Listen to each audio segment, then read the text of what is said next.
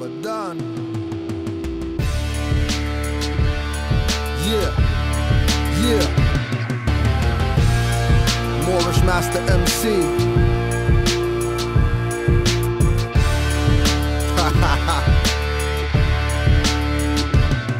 Yo, you did it with this one. I don't give a fuck about none of y'all rappers. Rap inquisitor general, torture a rapping dummy, wearing eyeshadow, piercing his tongue and tummy, piercing the lips and wearing gay earrings, king. One was bad, but now y'all are killing it, king. Some rappers taking it, some giving it, king. Just to have a whip in a mansion, be living it bling, living it artificial, acting like clones. When I hit you by text, I don't mean by phones. Morris squad bomb rappers on tracks like drones. Like casual, I didn't mean to put bats to your dome. Before I started, I'd like to request the permission of my elders to speak. I was about to say, I know I ain't older than some of them. We got a couple of new faces in here today, so we want to welcome them. They're on a journey now, you know what I'm saying? Because they're about to learn about some stuff that they didn't know about before, that they just had a little bit of information about from here and there. But we want to welcome them. It's Brother James, and I forget, sorry, what's your name, bro? Nathaniel. So we want to welcome them, and hopefully they'll stick around. Get some information that they can use. They'll stick around, and then one day, you know, you're standing up here talking to some other people, or standing somewhere else, talking to some other people. Today we're going to cover international law document. It's called The Rights of Indigenous People. If you have the book, great. If not, when Raj Mariah comes in, make sure you grab a copy of it. And if you can, pull it up on your phone. I was contemplating what I was going to do today. If I was going to read out of the book, or if I was going to do a PowerPoint presentation. So, you know, so y'all can look at it. But I chose against the PowerPoint, and I chose to read. I know I've been reading a lot these past few classes with all the documents and stuff that we've been doing. But it seems like I can get into it a little more when I got it in my hand and I'm looking at it and I'm reading it. Just by a show of hands, how many people here are familiar with the rights of indigenous people? As I said before, for those people who don't know, the rights of indigenous people is an international law document. This is a document passed by the United Nations for indigenous people the world over. Indigenous people are the original people of the land, the aboriginal people of the land, the first inhabitants of the land. The first inhabitants of this land look like you. They look like you. Although they told us that they were red and that they were called Indians and they were so-called Native Americans, the original person of this land looks like you. Right here I have an 1828 Northwestern Dictionary. And what I'm gonna do for y'all is I'm gonna read the definition of American so y'all can get a clear understanding of who the American is. In fact, you mind reading out loud? If you do, say so. You mind reading out loud? No. All right, come read the definition. This way I'm not reading it, so it won't look like I'm putting nothing in it. That's the definition I'm putting. Reading to the mic. Okay. American. Pertaining to America. American, noun. A native of America. Originally applied to the Aboriginals or copper-colored faces found here by the Europeans, but now applied to the descendants of Europeans born in America. The name American must always exalt the pride of patriotism. Thank you. So, by you reading that, who's the original American? Copper-colored. Who's copper-colored? Did it say anything about a red man? No. Did it say anything about an Indian? No. Did it say Native American? Well, who's Native American? Did it say Native American? No. All right. So who's the Native American? The copper-skinned people. Which will be you. That's the 1828 Northwestern Dictionary. Anybody who wants a copy, get with me. Go get them. In fact, you got some of it? Nabi has one in the back, if anybody wants one. This list of definitions that I gave y'all, the same list that I give y'all periodically from class to class, the majority of these definitions come out of this dictionary.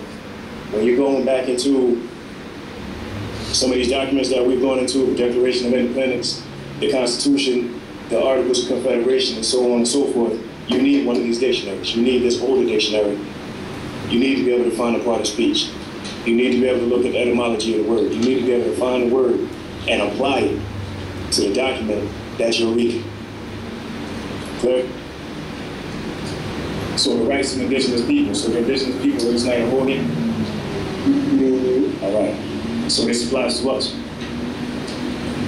Yes? No? Yes. All right. You see right here on the top of that page I gave you, it says on December 10, 2010, Barack Obama reversed the U.S. policy and backed the UN Declaration on the Rights of Indigenous People. The Bush administration had opposed it since it was adopted in 2007.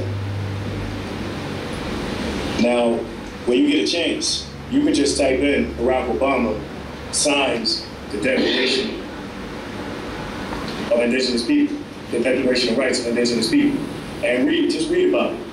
Just read about who he said was there, tribal people. That's who he said was there. He didn't say anything about the indigenous people of the land. He said tribal. You got to be clear that indigenous and tribal are not the same thing. Be clear on that. I gave y'all this list of words right here. Tribe is at the bottom of the list. Look at it, read it, understand it. Understand that tribal and indigenous are two totally different things. So when you read this document and you see that some of it is going to say indigenous and some of it is going to say tribal, and then you'll see indigenous and tribal in the same sentence. So if you see indigenous and tribal in the same sentence, that tells you that you're talking about two different things. All right? We're going to read a little editorial before we get into the document. This editorial was written by Grand Chief Setenra Bey. It says moral, and it's spelled M-O-O-R, and it's spelled M-U-U-R. It's a rightful and correct name of the natural peoples of North America, Central America, South America, and Americana. And just by chance, anybody know what Americana is? What is it? So, Canada, U.S., and South America? No. Canada, the land that makes up Canada and the U.S. is North America. So the bones. No, the land that makes up, let me give you a whole quick image right quick. I'm about to get my artist on that.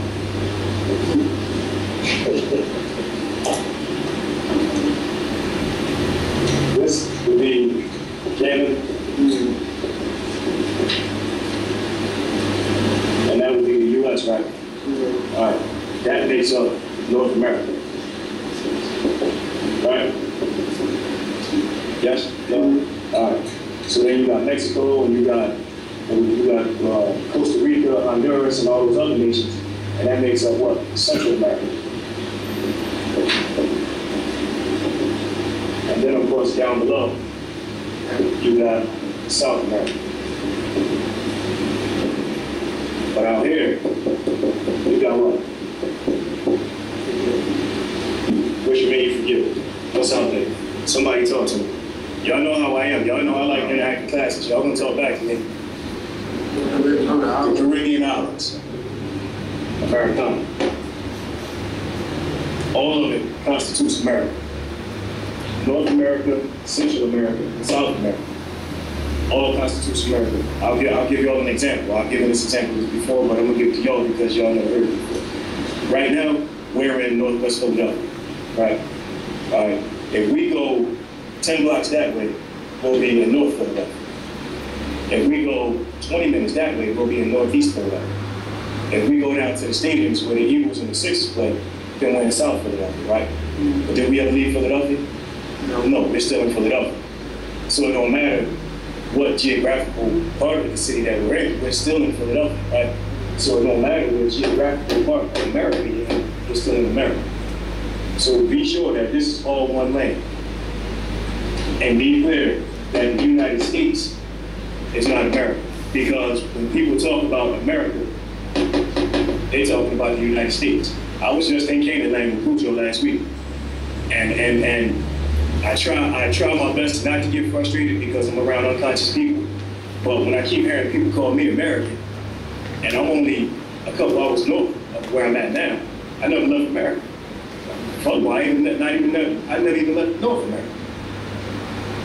But they think because they're in Canada and because I'm in the United States and I'm American, and they think that they're Canadians, but it's still North America. See what I'm saying? You might be from Germantown and you might be from North Philadelphia. Still from Philly. That's your hood and that's your hood. You're still from Philly. That's their hood, that's our hood. But you gotta understand that what you'll come to know, the United States is a corporation. Canada is a corporation. Just like any other corporation. The United States has a president, has a vice president, has a board of trustees. That would be Congress, the Senate, the House of Representatives. You follow me? It's just like any other corporation. So just to be clear, that's all America. One place. Any questions? More is the rightful and correctful name of the natural peoples of North America, Central America, South America, and Americana. More is the ancient before the great Christian book burnings, before forced and reconstructed history, and prior to the revolution and the Union of 1863 AD. More is derived from Moroccan, which is descended from Moabite. The word, name, or title Al, A-L, means coming down from or descended down from. Thusly, Al-Moroccan means Moors or Moroccans who are descendants of the ancient Moabites. The aboriginal and natural peoples of the land are Al-Moroccan. Or it's referred to the dialectically altered name, American. His primogeniture, history, and fact supersedes the modern nomenclatures such as Indians, Africans, Negroes, Blacks, and colors, etc. A minute ago when we was reading that book, and I asked you, did it say anything about Indians? You said no. Did it say anything about Black people? No, it's a conversation. Did it say anything about Negroes? No. Colors? No. African Americans? Well, how is it that we got all these titles? We was listening to a comedy show a little while ago. The comedian said this. He said, all jokes aside, he said, my great-grandfather was called Color. He said, my grandfather was called Negro. He said, my father was called Black. He said, now I'm called African American. What do you want to call my children? How we get all these different titles? Colored, Black, Negro, African American, Coon, this, that, third. What's your nationality? What's your nationality? I don't know it. I don't got one. That's the correct answer. You don't know, so you don't know. Somebody who knows their nationality, tell me what it is. More. Aboriginal, Indigenous, Al-Moroccan. That's what we just read.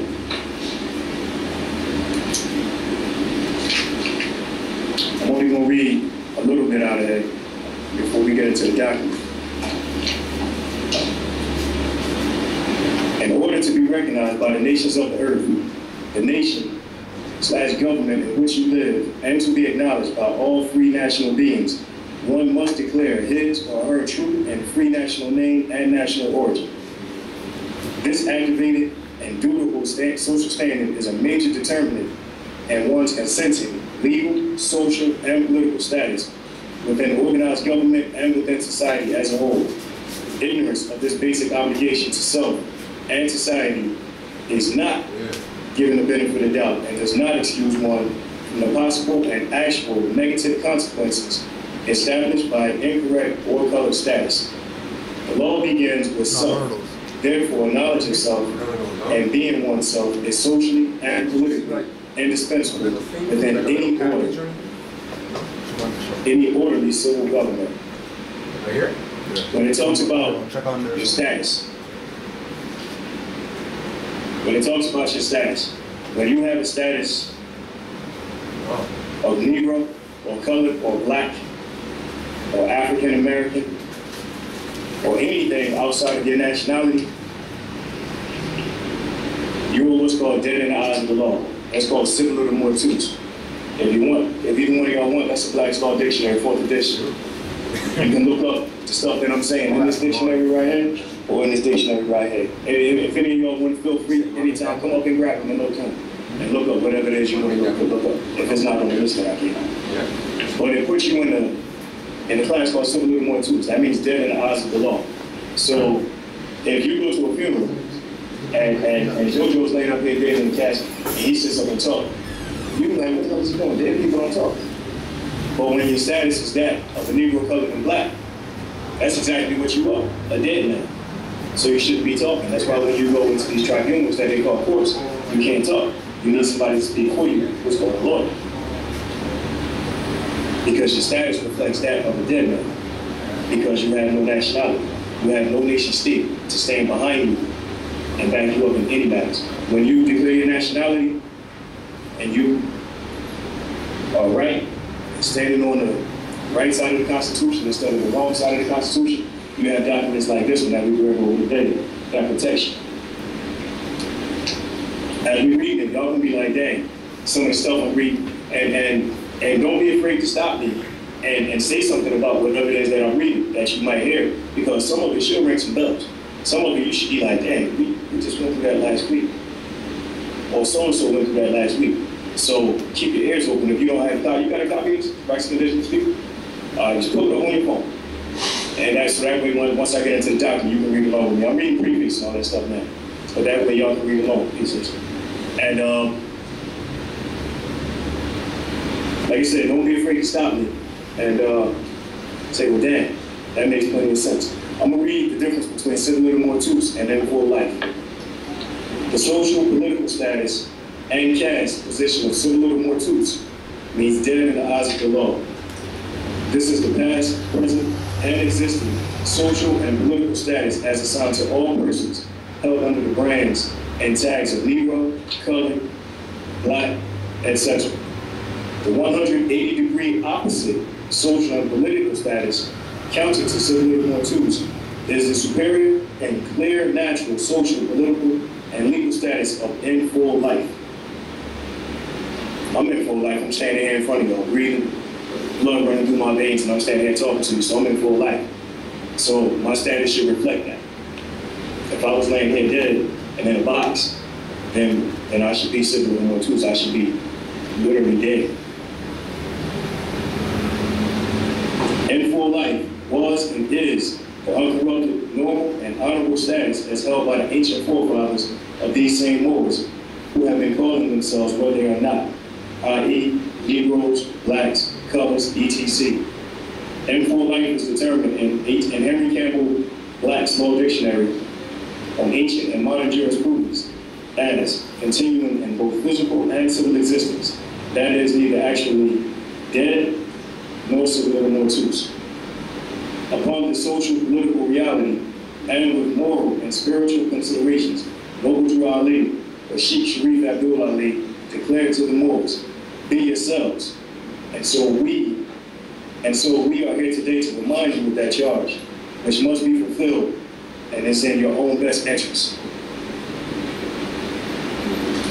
Just so y'all know, even one of y'all familiar with Prophet Noble Drew Ali? No, I'm not heard of it. All right, so write his name down, Prophet Noble Drew Ali.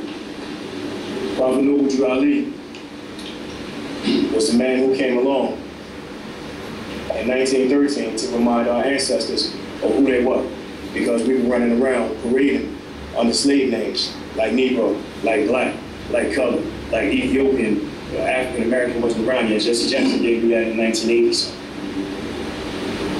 It was him that came back and told you, it's time for you. It's time for you to declare your nationality. It's time for you to get on the right side of the Constitution, to bring you back into the constitutional form of government, to remind you who you are, to remind you to honor your forefathers, your foremothers, to go back to your ancient customs, your ancient cultures. Shame we don't know our ancient language. But it was Prophet Noble Drew Ali that came back and gave you that. Throughout history, you know people like Marcus Garvey, who done some great things. Malcolm X, who done some great things. Elijah Muhammad and all these other people. And they teach us about it in school, and they shove it down our throat. Martin Luther King, Malcolm X, Marcus Garvey, W.E.B. Du Bois. And they don't even tell you Du Bois was a snake. They don't even tell you how he cast you right here in Philadelphia in a color system that said whether you were criminal, that said whether you were smart, that said whether you were even worth being around. That's what W.E.B. Du Bois did right here in Philadelphia, knocked on your door so he can get a perspective of how you were, and then he put you in some color camps. Not to mention he stabbed Marcus Garvey in the back. But these are the people that they teach you about, and they're not teaching you about Prophet Noble Drew Ali, so do some research on Noble Drew Ali, do some research on Noble Drew Ali. You owe that man a hell of a lot. I'll read one more preface and then we're gonna get into the document because I want y'all to absorb what's in this document. I want y'all to see what it is that the international community actually put in place. Everybody always crying about remedy. How can we fix this? How can we fix that? I told you before, read.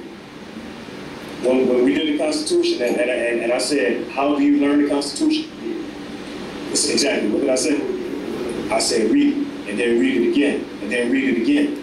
Because until you read something a couple times, you can't say that you studied it. Ain't nobody gonna read, and you're not gonna read this book and then remember everything you read in this book. You need to go back through it. My book look like some trains from back in the day when they was doing graffiti. I tagged it up so much. Because I saw something the next time that I didn't see the first time. So you gotta go over this stuff and reread it. This preface was done by Divine Minister and Grand Chief, Nation L. Bey. A most devastating and ingenious way in which the occupational United States sociologists have literally dumbed down the native peoples was by reconstructing history with the stroke of a pen. This act of reconstructing history served as the deed and debasement of the reason of the minds of the non-ethereal and natural freeholders of the land. Civilization was built upon the art of masonry, stone building, sacred geometry, and the seven noble arts, navigation of the seven seas, and above all, the science of astrology, from which all of these sciences had their influence coming from the East.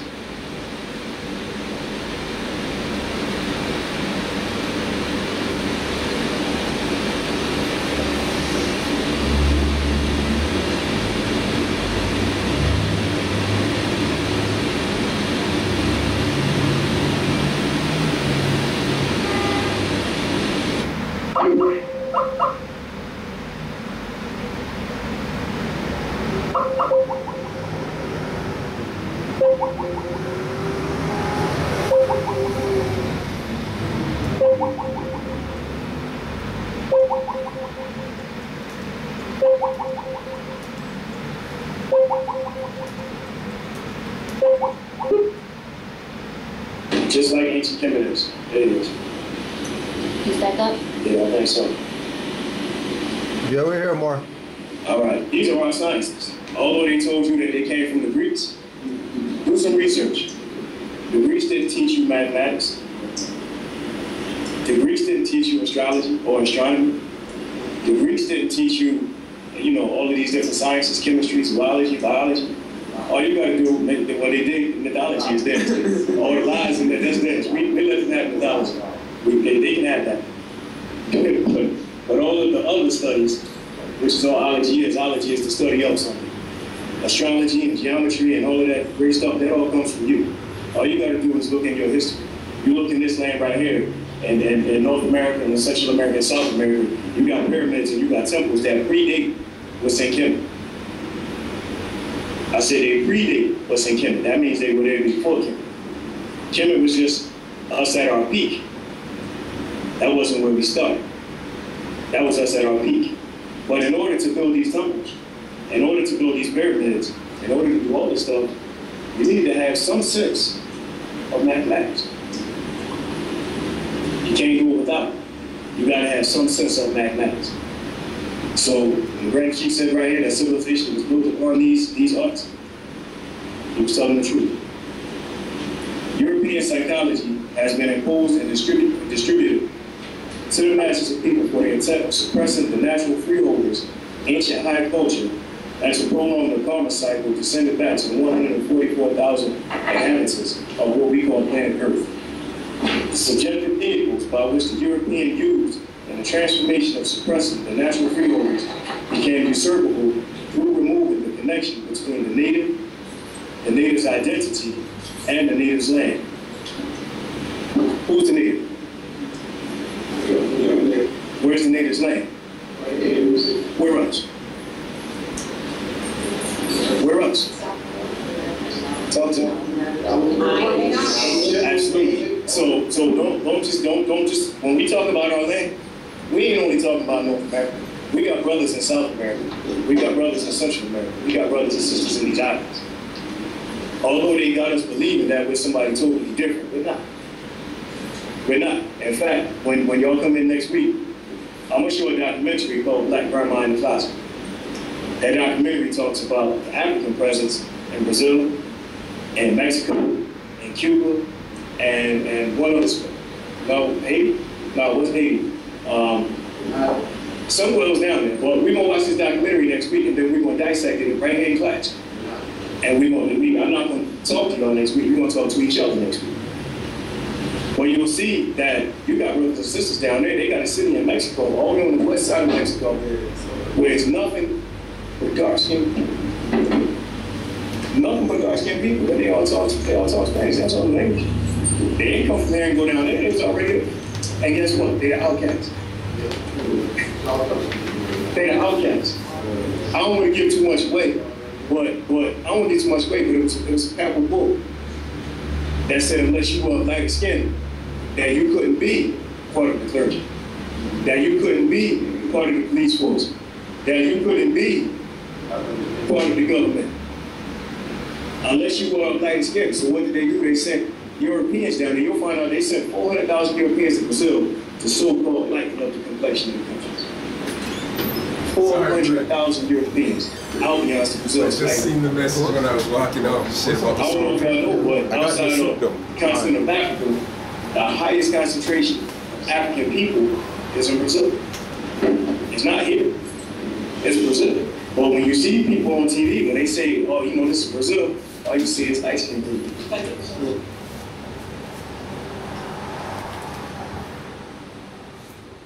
I want to be in harmony with nature, with the law that governs the human beings. Here we go. You ready to jump? Yeah, peace, we're here, yo. You know. Put your camera on. Okay.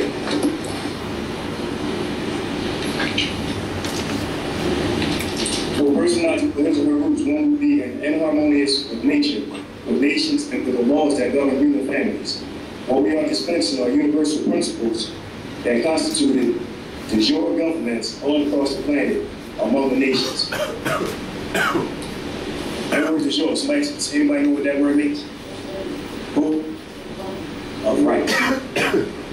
So that means a right government. What's a wrong government? De facto or feudal. All nations across the board are broken down into nationalities consisting of a national flag, a constitution, a national seal, and representation for their nation. I might just go back for that song, bro. I might just go back for that song. I feel it right now. Too, man. I want some of that shit. You want your shoot back? So what? Yeah, that's not a flag? Well, they said that's the United States flag. Corporate banner. So what's the American flag look like? Exactly. That one right there. The red flag with a green 5-pointed star. Camera not on, Bujo? No, it's still not on. Just your picture. Yeah, there you go. There you go. Peace more. That's the American flag. A flag represents a nation. And we just discussed a couple minutes ago that the United States is not a nation, the United States is a corporation. We have the incorporation papers. In fact, I got him right now. I'll show him anybody who hasn't seen it. Flag represents a nation. It's for a nation. So there's a constitution here. Who's it for?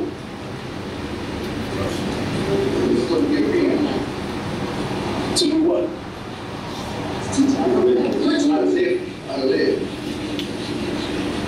The Constitution was put in place to protect your rights, to protect your liberties. The Europeans don't have no government. They don't have no law. They never did and they never will. And this ain't me being mean, I'm just being honest. They some lawless people. Although we tried to give them law, look where we at right now. The same people that we see, they don't have no law. It's not, and don't get it twisted, I see they're not white. Because just as we're not black, they're not white. Well, white, the same way me saying that I'm black says that I'm in that civilly dead status. Them saying that they're white puts them in that civilly dead status. So they just screwed up the wheel. And they own people to that level. That's like me coming in here feeding y'all a bunch of bull, collecting a bunch of fiat, y'all walking out the door having a good time. I ain't gonna do that. I got a conscience. Furthermore, I love all that. The Constitution of those nations protects the inalienable rights and birthrights of the natural people and secures a republican form of government. We have a republican form of government? No? Should we? Did you know that? Did you know that the Constitution guaranteed a republican form of government and not a democracy? Do you remember the Pledge of Allegiance? Recite. I pledge allegiance. Don't put him on camera. Don't put him on because he got you. I pledge allegiance to the flag, which we agreed that it wasn't the flag, of the United States of America, and to the republic for which it stands. And to the republic for which it stands. Not to the democracy for which it stands. Not for the democracy that we live in under, that we being raped under, that we being taken advantage under. The republican form of government. So that tells you what? That they're going against the Constitution. Even though they all take oaths to preserve and honor the Constitution, they all break it. But you know why they ain't going to jail? You know why they ain't being put to death? Because we ain't enforcing it. Because we ain't enforcing it. We went over the Constitution. We went over the Treaty of Peace and Friendship. We went over the Articles of Confederation, the Declaration of Independence. So y'all should by now have, without a doubt, who are the visitors and who's the home team. You don't let the visitor come into your stadium and start kicking over bleachers. Put them in check, but we're not putting them in check. We got to put them in check. That's why we went over all those documents. And I'm sure some of them DVDs are sitting right on that table. Y'all go see the line and get them DVDs. And the reason why we're going to read this document right here. In order to be recognized as a national, you must claim your national descent name and religion group. You will receive national and international protections at law. For one to know the specific law that applies to self, one must first understand one's status. Do you understand your status now? Or should I clear it up a little more? You understand that although you were told that you were black while you like that, technically you're not black. You understand that? So you do understand the difference in being civically dead, civically mortus, Negro, colored, and black, and being in full life, and your proper person, having a nationality, a national name to describe yourself. If I, y'all know me, if I'm not clear, then tell me I'm not clear, so I'm cleared up. Status to come out by Black's Law, 4th edition. Status, the rights, the duties, capacities, and incapacities which determine a person's relationship to a given social class. Through this journey of uplifting fallen humanity, keep in mind that rights are inalienable and are not transferable. Rights come only through divine inheritance by way of the Most High God, who is mother. Anybody got anything to say about that? Any questions? I will repeat. Through this journey of uplifting fallen humanity, keep in mind that rights are inalienable and are not transferable. Rights come only through divine inheritance by way of the Most High, through His mother. You say you confuse the The word class is defined according to Black's Law Dictionary. Class is a group of persons, things, qualities, or activities having common characteristics or attributes. Aboriginal. According to Black's Law 4th Edition Dictionary, Aboriginal is the first original or first inhabitants of the country. So when I say that we are the Aboriginal indigenous people, you know without a doubt that you're the first inhabitants of this country. Everybody that has the book, you got a copy of the book, I think? Rights of Indigenous People?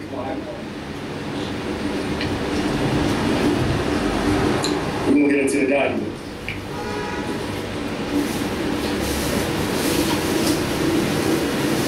The United Nations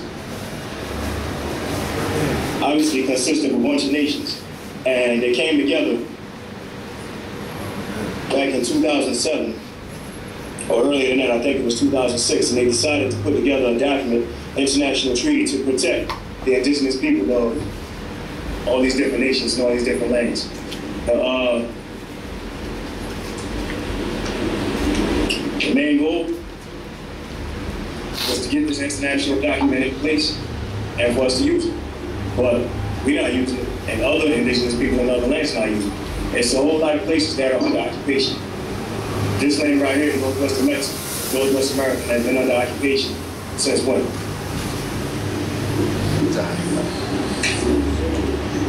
I hear a lot of different numbers. 1492? She said 1492 when Columbus sailed over here. We've been under occupation for a long time. A lot of nations in the Caribbean under occupation. You go all these different places. You go to Canaanland up there where Cujo is, and in order to get from Niagara Falls, New York, to Niagara Falls, Ontario, and then you get from Niagara Falls, Ontario to Toronto, you got to take what's called the QEW. That's the Queen Elizabeth Highway, and her crown is on there. She ain't over there. She ain't over there, but her crown is. Her flag is. You go down to the Caribbean, you go to Bermuda, you go to all these different places, you see her flag. I'll be honest with you, I had no idea that Haiti and the Dominican Republic was the same way until the earthquake a few years back. For the life of me, I would have never thought it happened. I would have known France. And the other half, I would have never thought. I would have never thought.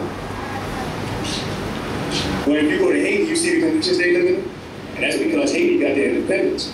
When they started kicking them Europeans, they got their independence, but the Dominican Republic did. They still colonized. So the Dominican Republic is a place where you go and have a good time to kick your feet up. But if you're talking about the same island, a couple hundred miles, probably not even. And you're talking about poverty on a higher scale that you could think of. How's that work? They always do this. On the same island. And then you got them actually thinking that they're different than each other.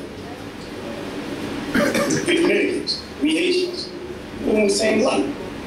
You're on the same block. That's like you live in heat. I live a couple doors from me. 51 nations comprise the United Nations.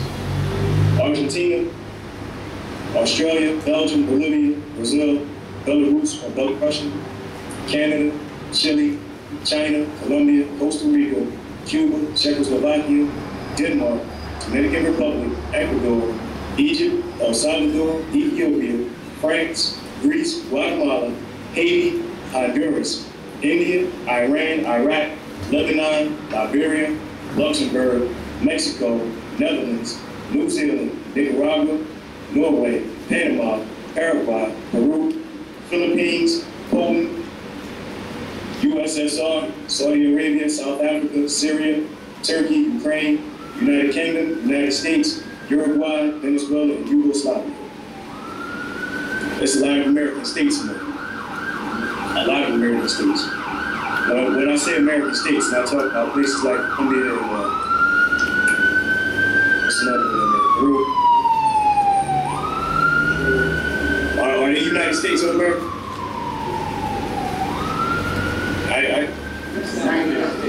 They are United States of America. What makes up the state?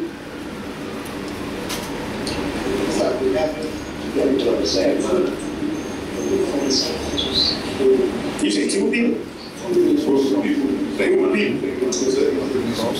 Common ideas, common purpose, common goals, common culture.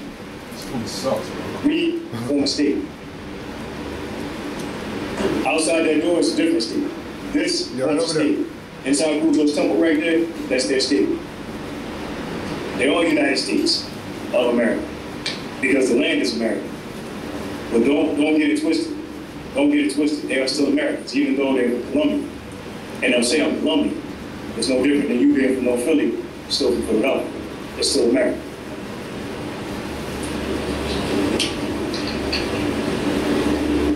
The preamble to the Charter of the United Nations. We, the people of the United Nations, determined to save succeeding generations from the scourge of war. Christ in our lifetime has brought untold sorrow for mankind, and to reaffirm faith and fundamental human rights, and the dignity and worth of the human person, and the equal rights of men and women, and nations large and small, and to establish conditions of justice and respect for the obligations arising from treaties and other sources of international law can be maintained and promoted, and to promote social progress and better standards of life and larger freedom. And for these ends to practice tolerance and live together in peace with one another as good neighbors, and to unite our strength to maintain international peace and security, and to ensure by the acceptance of the principles and the institution of methods that armed forces shall not be used save in the common interest, and to employ international machinery for the promotion of the economic and social advancement of all peoples, have resolved to combine our efforts to accomplish these aims accordingly. Our respective governments, through representatives assembled in the city of San Francisco, who have exhibited their full powers, found to be in good and in due form, and have agreed to the present Charter of the United Nations, and do hereby establish the international organization known as the United Nations. That's the preamble to the Charter. The United Nations was formed. Anybody know why it was formed in the first place?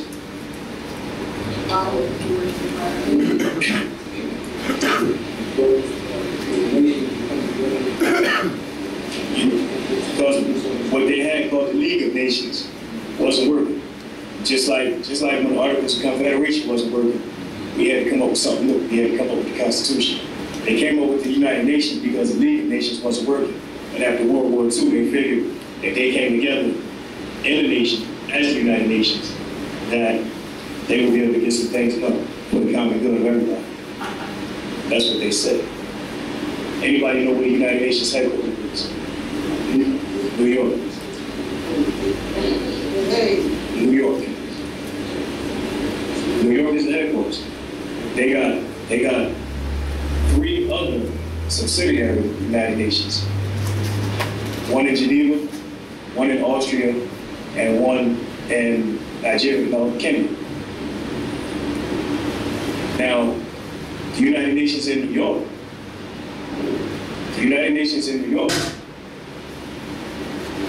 has a treaty with the United States that the United Nations in New York can operate outside of the jurisdiction and the so-called laws of the United States. Outside. Outside, but No. They don't have to abide by the rules of the United States. So that tells you that what that is, it's its own nation state. Just like Washington, D.C. and London and the Vatican make up city-states, they make up their own state. That's why the Vatican is inside a wall. It's inside the city, but it's inside of the wall because it makes its own city. Washington, D.C. is right there, 10 square miles.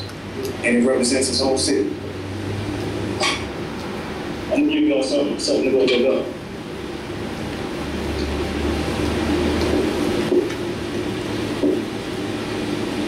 That's the face of the watch. What time would that say on the watch? 10:10, right? 10:10, right? So you got the 10 here, and you got the 2 there. Who stole that symbol and used it? What organization? Macy's. Right? So you got 10:10, and you got 10 and 2. If you use integers, let me make it a little bigger so everybody can see it. If you use some integers, what's that? 10 squared. So every time you see a watch ad, when you're riding down the street, or you're looking on TV, every time you see it, it's going to read 10:10. If you don't believe me, look up on your phones and pull up watch ads. Every watch you'll see 10. If it's a digital analog watch, it's going to say 10:10. They're letting you know who's in charge. And they're telling you where their jurisdiction inside that 10 square miles, Washington, D.C. Called hidden secrets inside. If you don't believe me, go do some research. It ain't something that I just came up with.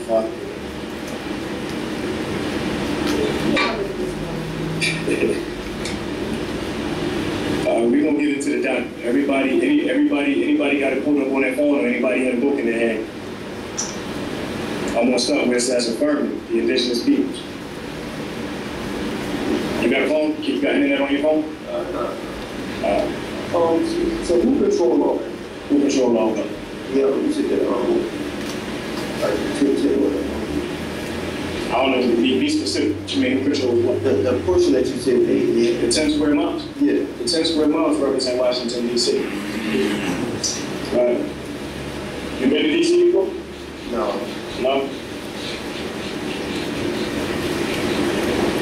And the Constitution will also tell you that those 10 square miles represent the United States. So let's just say that's the 10 square miles, right there, right? That's the United States. That's the seat of the United States. When you go to Washington, D.C., the next time y'all go, when you're in the Capitol, I'm not talking about when you're riding around D.C. You're gonna see a red, white, blue police car that says Washington, D.C. Police. But when you're in the Capitol, when you're over there by the Library of Congress, when you're near the White House, when you're near the monuments, when you're in that district, you're gonna see United States police. You're not gonna see Washington, D.C. police. It's 2 different jurisdictions. So you're gonna see 2 different things. Now, just another tidbit.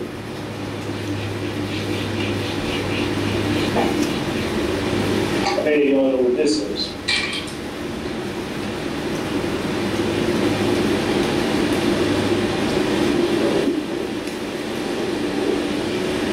How many of y'all know what that represents? 3 days. What 3 districts?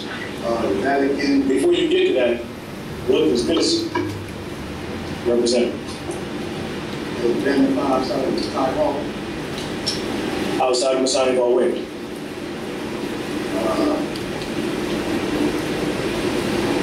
help me out.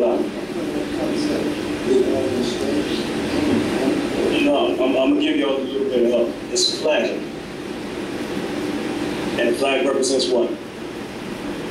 A nation or a nation state, right? Nation state. What nation state does that flag represent?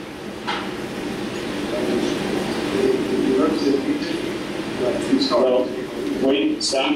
You're talking about what's on the flag, what it represents. I'm talking about the entire flag. What does the entire flag represent?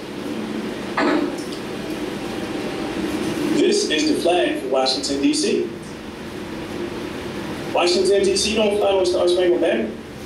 This is their flag. Go to D.C. The next time y'all go to D.C., look up on the street signs. I'm talking in the district where all of these so-called federal buildings are. Look up on the street signs. You're going to see this. Look on the trash cans. It actually said Washington, D.C. government. On the trash cans outside of people's houses that they come and pick up.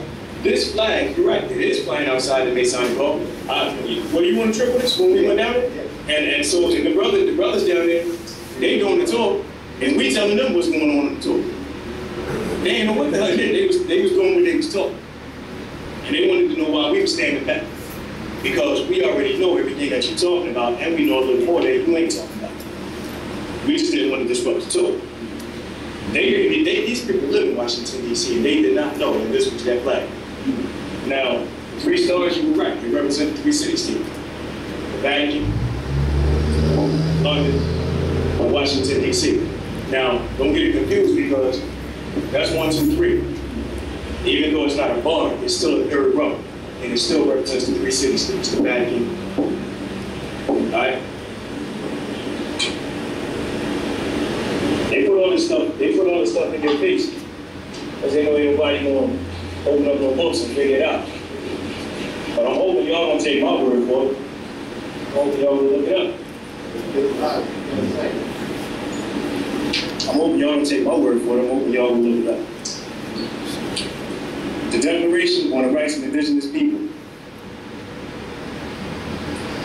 Federally enforced pursuant to Article 6 of the Constitution for the United States of America Republic. Affirming that the indigenous peoples are equal in dignity and rights to all other peoples by recognizing the rights of all peoples to be different, to consider themselves different, and to be respected as such. As I'm reading, like I told you before, if you're reading along with me or if you hear something that strikes a nerve, stop me. Speak up. Affirming that all people contribute to the diversity and richness of civilizations and cultures which constitute the common heritage of humankind. Affirming further that all doctrines, policies, and practices based on or advocating the superiority of peoples or individuals on the basis of national origin, racial, religious, ethnic, or cultural differences are racist, scientifically false, being morally condemnable, and socially unjust. Now, yeah, well, it's a whole lot more than scientifically false. You see, I got this tatted up. When Abdullah get up there, Abdullah he gonna show y'all. He got quite a few documents over there, I'm sure, but they gonna show you when you actually got race and nationality on the same page. Different applications for you to fill out. They actually got here. National origin is first, but racial. It's only one race. What's that race? It's the human race. So racism, racist, racial, all of that don't exist because we can't hate ourselves. If you hate humans, then you got a real issue. You hate yourself. It's simple. If you hate humans, then you hate yourself. Reaffirming that also indigenous peoples and the exercise of their rights should be free from discrimination of any kind. When you get these traffic tickets and when you send in your writs and all of this other stuff, and they don't respond to your writs, they don't respond for a number of reasons. One, because they know they're wrong. But when you go into these places and they deny you anything because you declared your nationality, whether it's a job, whether it's a cell phone, whether it's the ability to run a rental car, you got protection. You got to read these documents because it's right there. Say that they can't discriminate against you.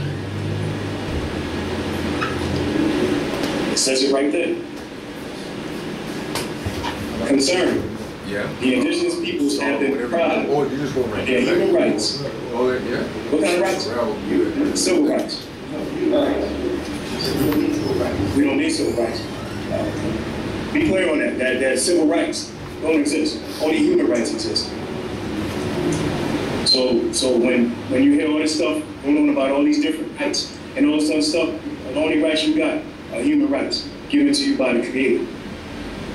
Can you break that down for me? Can I break it down? What's up, Najee? Islam. Islam family. How you doing? I'm great, man. How you feeling? Good, good. That's why that's the Mufti up in Canaanland. He asked me to break that down. They told you got the right to drive. They told you got the right to go fishing. They told you got the right to carry a concealed firearm. Even though you're not carrying a firearm, you're carrying an arm. It's a difference. Write it down and look it up. Firearm and then look up arm. The Constitution says you have the right to bear arms, not firearms. But they tell you got all these different rights. You got the right to do this, you got the right to do that. When in reality, nobody can tell you that you have the right to do anything. You got these rights given to you by the Creator. You got the right to travel. Unless you're being paid because you're doing some commercial business in the vehicle, then you're not driving, you're traveling. Me, when I get in my truck and I go to work, I'm driving. I'm a commercial driver. But when I get in my motor conveyance, my vehicle, my automobile, or car, then I'm just traveling. Nobody can give me the right to travel. Nobody can give me the right, if I'm hungry, to go down to the lake and go fishing. But they do. And they do it why? Because you're in what kind of status? Because you're in the corporate status, you're right, in the debt status. Clear now? Yeah, it's all good. Amen. The indigenous people have been deprived of their human rights and fundamental freedoms, resulting into alien and their colonization and dispossession of their lands, territories, and resources, thus preventing them from exercising, in particular, their right to development in accordance with their own needs and interests. Do you have control of your territories? You got control of your resources? You do? Coming over your house. The reason I'm reading to y'all, the reason I'm taking time to say and talk to y'all is because it's written right here. You got protection. It's up to us to enforce it. It's up to us to put our foot down. We can't, well, you did, well, we didn't. Look, let me, Delilah, he came over to Delilah's house, they trying to shut off the water, right? Delilah came outside with a video camera, and with about, not 98.6, she was about 210. She was on fire. She came out there and the policy enforcers just like this. They might as well have it lined up. They was at attention. They didn't want no trouble from that little woman. She dug in their asses. I put it that way. She dug in their asses. And it's on YouTube, so y'all can check it out. But they put it right here. The indigenous people have been deprived of their human rights and fundamental freedoms. You can't even declare your nationality without being called some kind of outcast. Without them trying to take your job. Without them trying to kick you out of school. And all you're doing is what's right. You're declaring your nationality. So you can do what?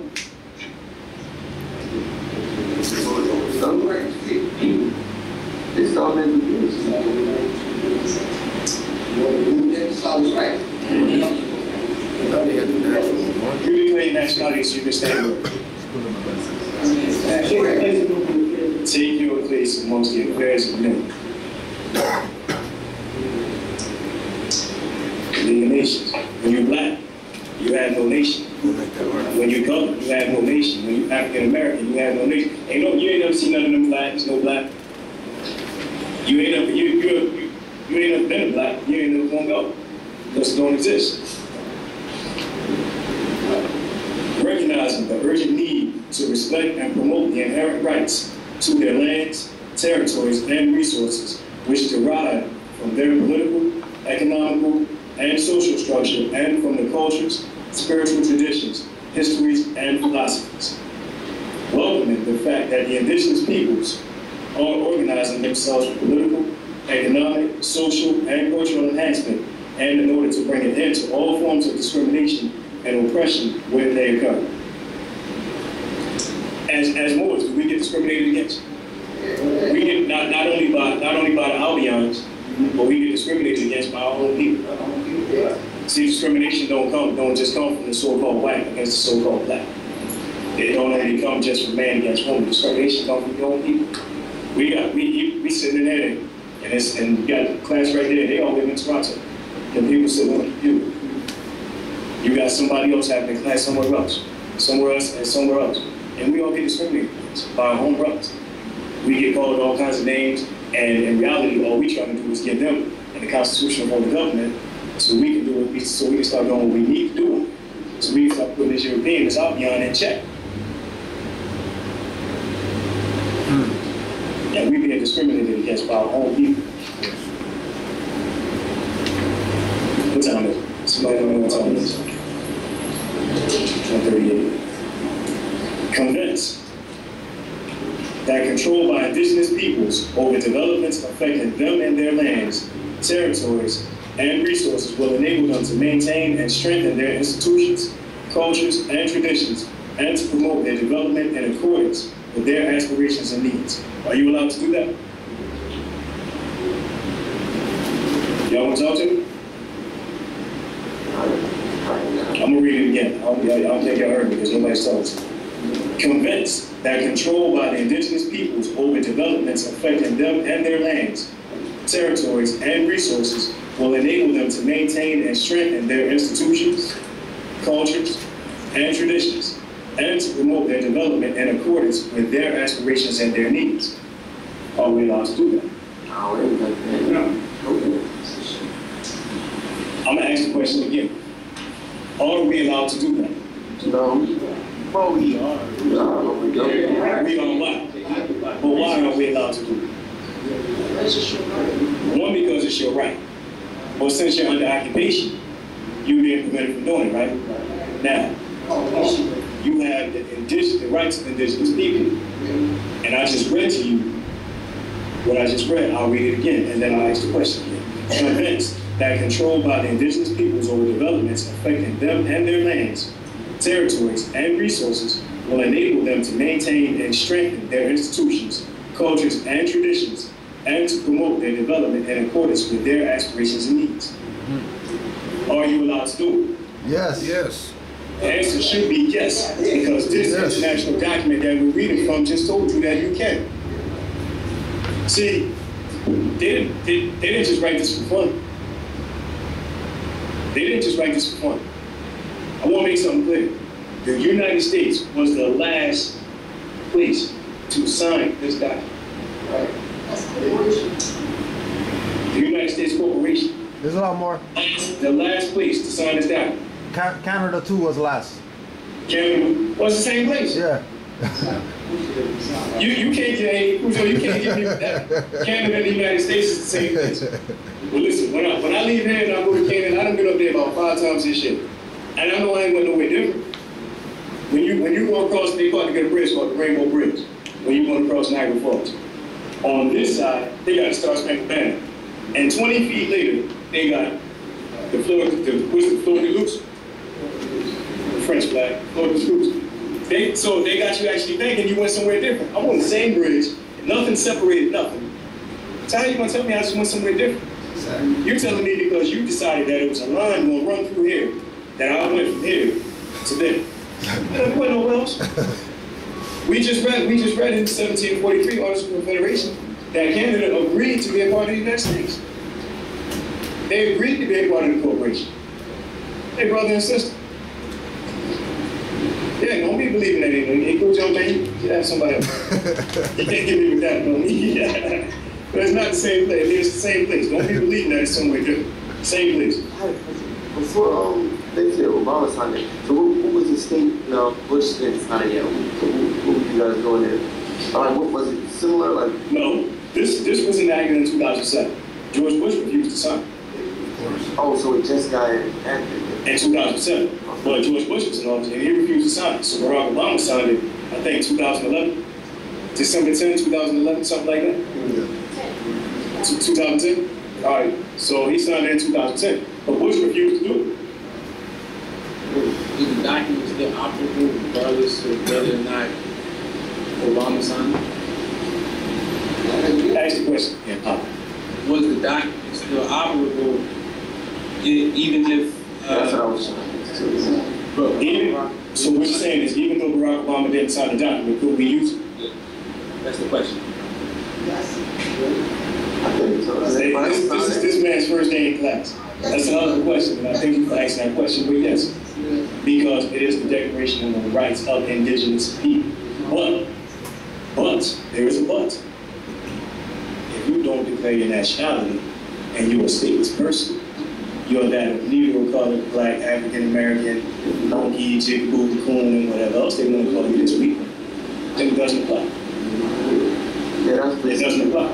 It's the rights of indigenous people. If you declare your indigenous status, then it absolutely applies. So Barack Obama signing it, does that make it that the policy enforcers have to back up this document? That's what gives the document more authority and resources to actually back and, you know. When him signing it, see, it's not anybody else doesn't have to back it. It's you. It's got to come from you. You got when you read these lines. When I first read this, I was in love. I was in heaven. Y'all heard me say many times, that book. It's not got to do with the policy enforcers or Barack Obama signing it. Barack Obama acknowledging it is a beautiful thing. It's a beautiful thing because Barack Obama can't come right out and say, look, man, y'all morals, and y'all need to get on the ball, and y'all need to do what y'all need to do. He can't come out and say that. They shoot him in his face. The man loves his family. He don't want to die, so he gonna do what they tell him. But it's you that's got to back this up. It's you that's got to read this and absorb this and know that, damn, we really gonna come. Like, we ain't just out there hanging. We ain't just out there running. But you got to have that fight in you. If you ain't got that fight in you, then you might as well just stay in the simple 1-2 status and just go ahead and keep on going to work, paying taxes, and having a good life. So, hey, y'all know me, I'm a fighter. I like to put the gloves on and get scrappy. So I use this document. What? Can we get arms faster as indigenous? Can you get what? Arms faster. Arms? Yeah, like firearms. You mean guns? Yeah. I'm asking this. You broke it down. You said it, right? I said what? You said they're not firearms, they're arms. Yeah, they're arms. That's the thing. Yeah. So what you mean? Can we can arms faster as indigenous people?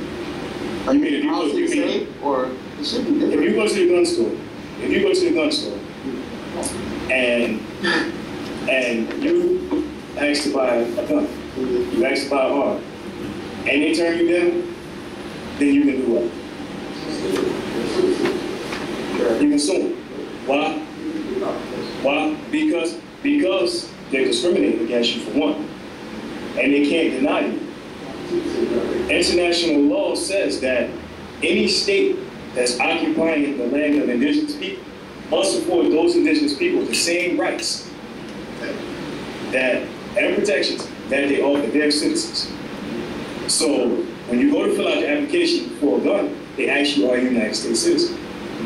And they also ask you if you gave up your United States citizenship. And they ask you that. So when you check yes, that you have given it up, then they can ask some questions for you. Now the thing is this determines whether you want to get the gun. Can you stand on your principles or not?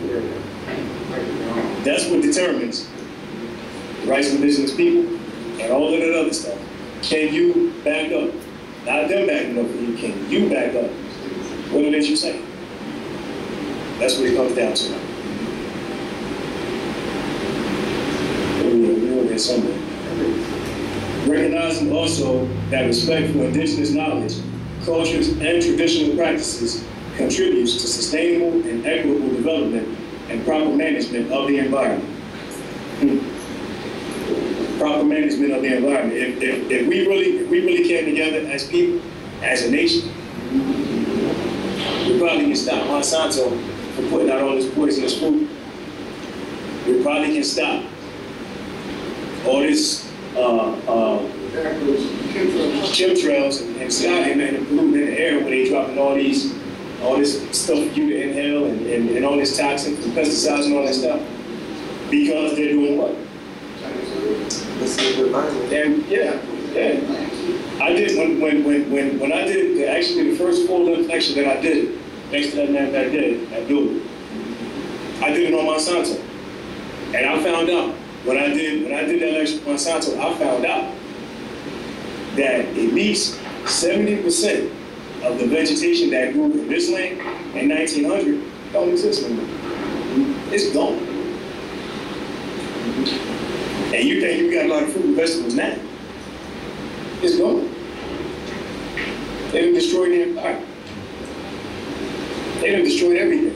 They don't tell them how many fish don't exist no more. With all the stuff that they dumping in the water, all of the oil, all of the pollution. There was a place in San Diego where people was pulling up to the dock and just dumping their trash.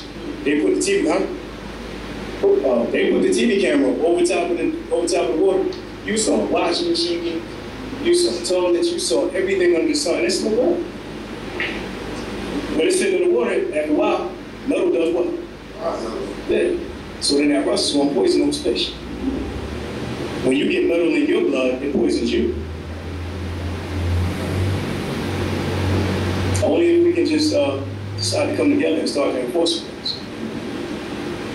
Recognizing in particular that the rights of indigenous families and communities to retain shared responsibility for the upbringing, training, education, and well-being of their children.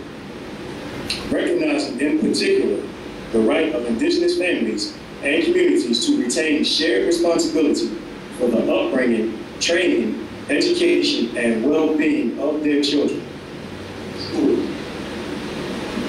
What type of schools in particular they coming down on? They've been down on public schools. I said, what schools are they coming down on? Who? Not charter school. Charter school is public school. Don't be fooled. Homeschool. Who? Homeschools. Homeschool. Homeschool. Homeschool. Well, you listen, man. You know they don't want you homeschooling your child. They coming down on people who homeschooling their children because they can't regulate it, right? They want to, but they can't. But right here, it says recognizing in particular the right of indigenous families and communities to retain the shared responsibility. That means all of us for the upbringing, training, education, and well-being of their children. That don't mean for Jalil to take care of his job. It says the shared responsibility. That means for all of us. That means for all of us.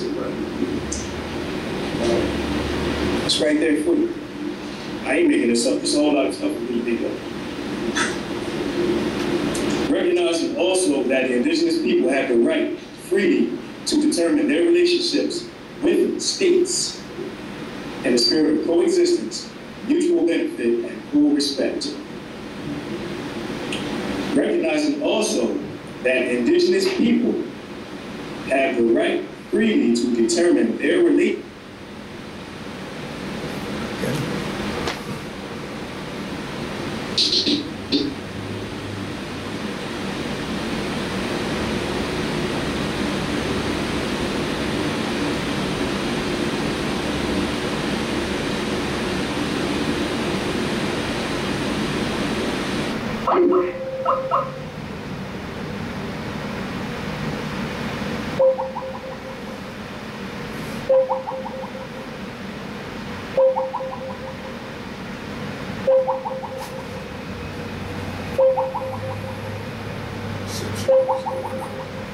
Fire, yo. Have the right to freely determine their relationships. A relationship of existence between a couple people, two people, however, right? So it said their relationship with the state. What state? What state?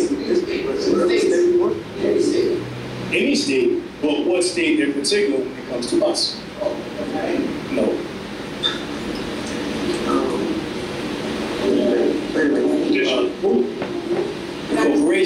The corporation is a state. The corporation is a state.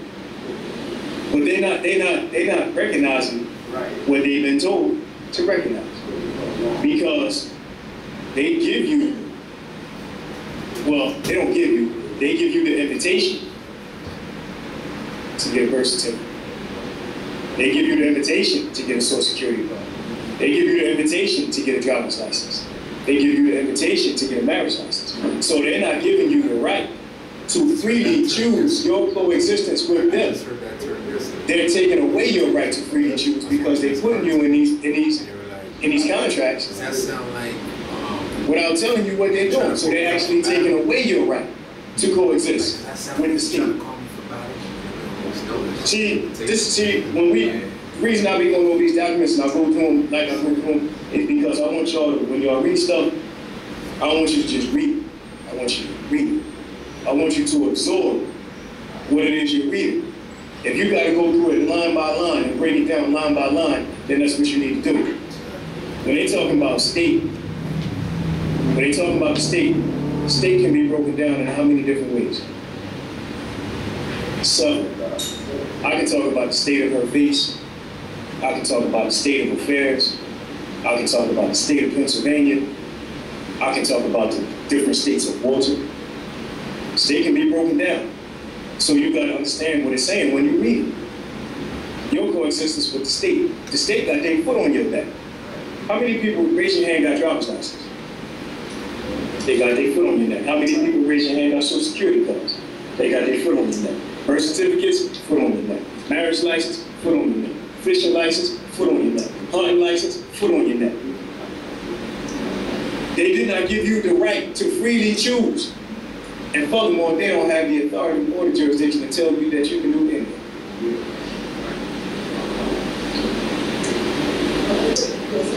Yes? Just how go back and forth to Canaanland, you always stop me because you go back and forth. My thing is saying that you don't have the right to have a relationship with another state. That's true. That's what she's saying. I've been to Canaanland about 5 times this year, and the previous 5 times that I've gone, either coming or going, I've been harassed. I've been molested. Not physically. Don't you know? Understand? No. I said molested. I was arrested because they stopped my motion. But when they went through my stuff and threw my stuff all over my bag and asked me why I got all these different documents and who did I come to see, I gave them your name too, Joe. As long as you didn't give them mine, cousin. Yeah, oh, yo, you Najra.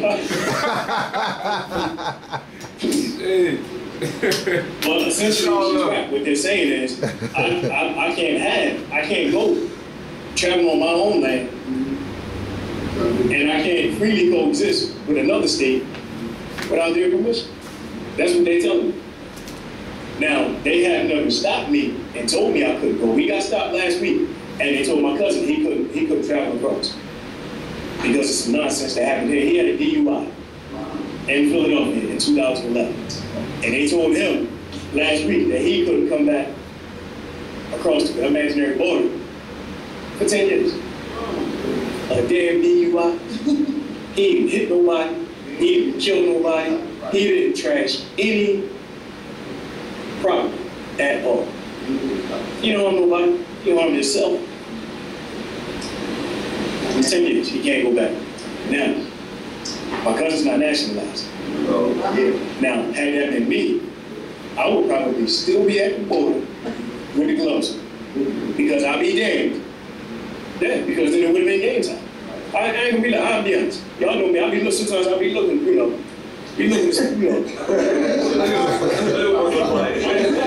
Sometimes I'll be looking. But you know, it is what it is. Now, the reason I do that, though, is because I can stand on this stuff. Why do you think she asked me why you got the, why that mean that was a guy, why you got this stuff? Why you got the Constitution? Because I was reading it, man. That's why I got it. I said this literature, I can't read it. My man was, I'm looking through the rearview mirror, and he in the trunk, friend. I kept looking up through the peeking between the trunk and the windshield, and he just going, he losing his mind. He said, you was up there for something political. I was. I was up there with the Grand Sheik, and he said, I was. But I'm not going to tell him. You was up there with something political. I said, nah, I was up there listening to people. He said, who? What's their names? I said, oh, bro. I should have told him Michael Jackson. Might have dragged me out the car, but anyway, you're right. You know what I'm saying? They tried to prevent me, but you know, I get across anyway. Until the day comes when they actually try to hinder me and tell me that I can't cross. Well, when that day comes, I'd rather should I say, when that day comes, then it's gonna go down, huh? I mean, they you know. But either way. Peace more. Huh? Could you just put the camera on and off again? Because it's no, not. Camera's on. No, it's not showing on our side. It's just the thinking circle. Just click it off and put it back on again. All right. Should fix it. Good. Yeah. Good. Yeah. All right. Now we're gonna actually get into the articles of this declaration. What time I got?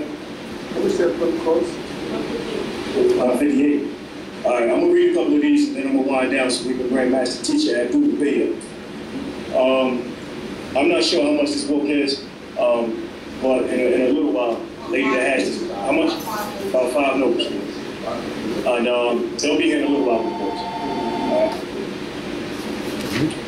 I'm gonna just read a couple of these articles, and because it's a whole lot, you know, this is an extensive book. There's a lot of stuff in there, but hopefully what I hope I've done so far is open up your eyes so that you can see that you are internationally protected. You're nationally protected and you're internationally protected only if you learn it and if you enforce it. So hopefully I've done a bit of that. Part 1, Article 1 of the Rights of Indigenous People says Indigenous people have the right to the full and effective enjoyment of all human rights and fundamental freedoms recognized in the Charter of the United Nations, the Universal Declaration of Human Rights, and international human rights law. Write that down. The Universal Declaration of Human Rights. And then go read it. The Universal Declaration of Human Rights. Then go read it. Article 2, Part 1. Indigenous individuals and peoples are free and equal to other individuals and peoples in dignity and rights, and have the right to be free from any kind of adverse discrimination, in particular based on their indigenous origin or identity. So that means when you go into these different places and you announce your nationality and you make it clear who you are, it's actually against international law for them to discriminate against you. So they say, no, bro, you can't have a job. You say, why? Because you were born. Cool. Can I get your name? Can I get your identification number? And especially if it's a European. The corporation 9 times out of 10 is owned by a European, which makes it what? It makes it an international matter. See, you gotta remember, we ain't dealing in black and white. We're not dealing in black and white. We're dealing in indigenous, aboriginal, Almoroccan Americans. And Albions that come from Europe. So you're talking about international matters. So then you take it to an international venue to get remedied. Article 5 of Part 1 says every indigenous individual has a right to a nationality. So that means y'all two got a right to that nationality. Right there. So y'all ready to step up. Part 2, Article 6. Indigenous people have the collective right to live in freedom, peace, and security as distinct people, and to full guarantees against genocide or any other act of violence, including the removal of indigenous children from their families and community under any pretext. Read it again, probably a little bit slower. Indigenous people have the collective right to live in freedom, peace, and security as distinct people, and to full guarantees against genocide and any other act of violence, including the removal of indigenous children from their families and communities under any pretext. Have they committed genocide against us? Oh, yes. Yeah. Any other acts of violence against us?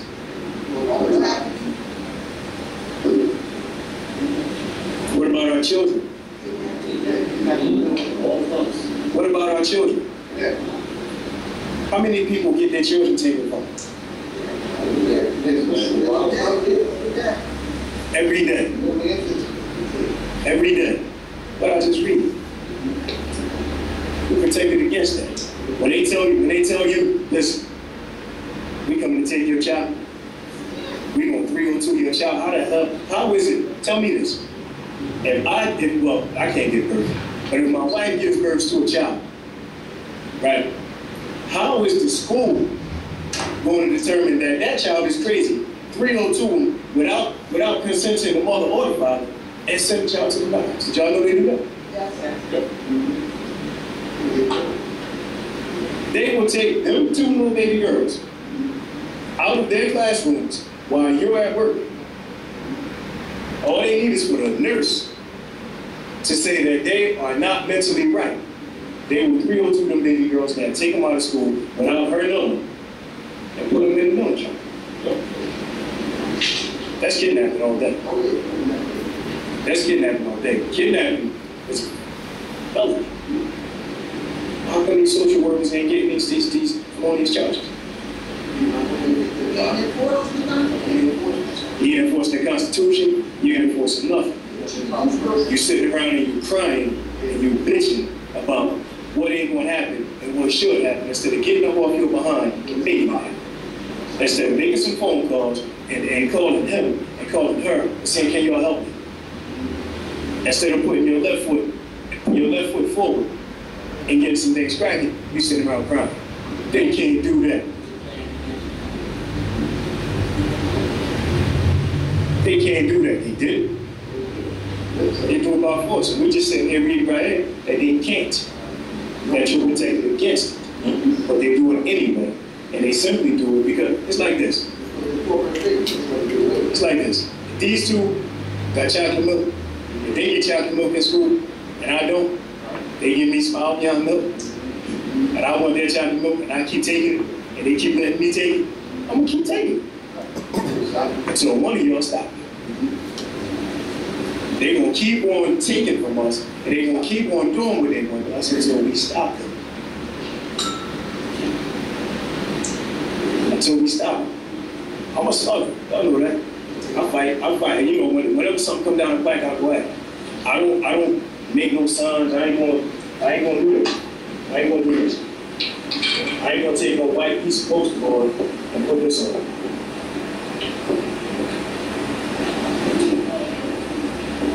This I'm not gonna do. They gonna jump her. I'm not gonna say leave me alone. Now I'm gonna walk up and down the street and ask other people to walk up and down the street with me. No, I'm gonna get active. I'm gonna go open up the rights and conditions people. And I'm gonna go back to one of these little lines that I highlight. One of them that I put a star next to. I'm gonna go to the treaty, peace and friendship. I'm gonna go to the Constitution, one of them little lines that I highlight, and then I put a star next to it. And I'm gonna use it to my benefit against them.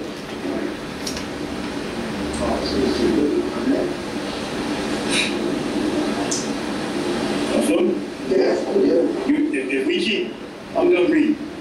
I think y'all get the point. If you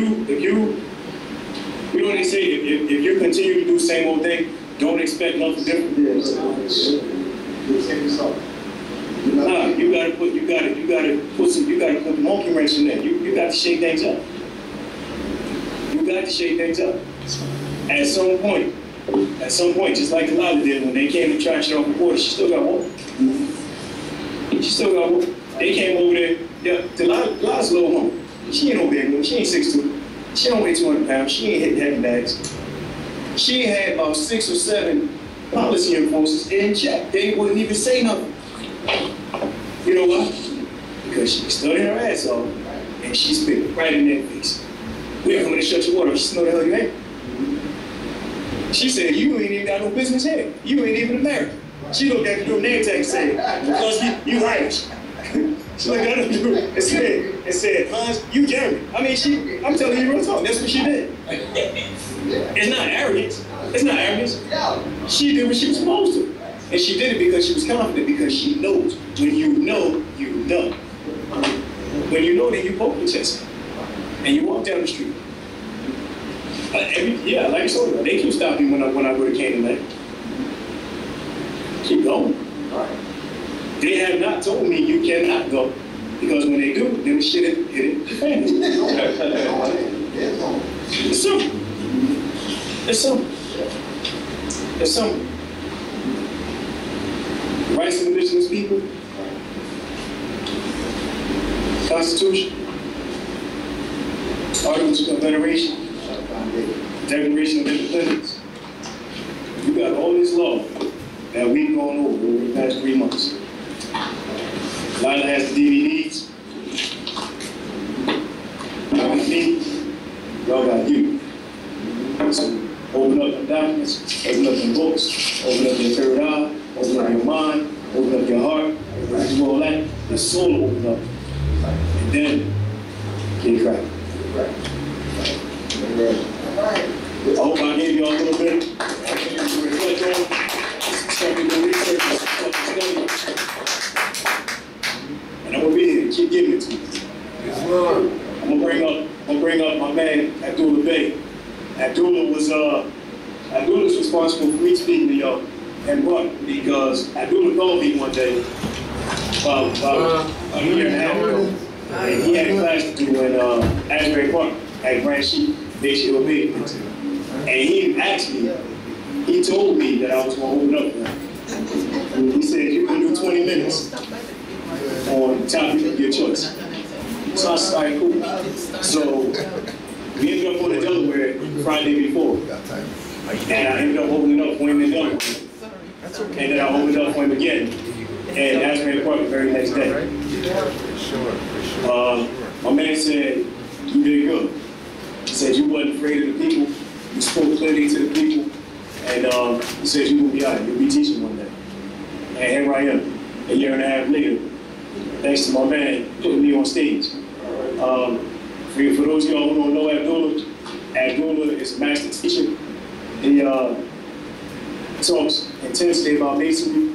He teaches etymology, all kinds of linguistics, semantics, and the whole nine. One of my first teachers, I learned a little lot from this man. So a lot that I give y'all, I got from this man. So put your hands together, welcome Master Teacher.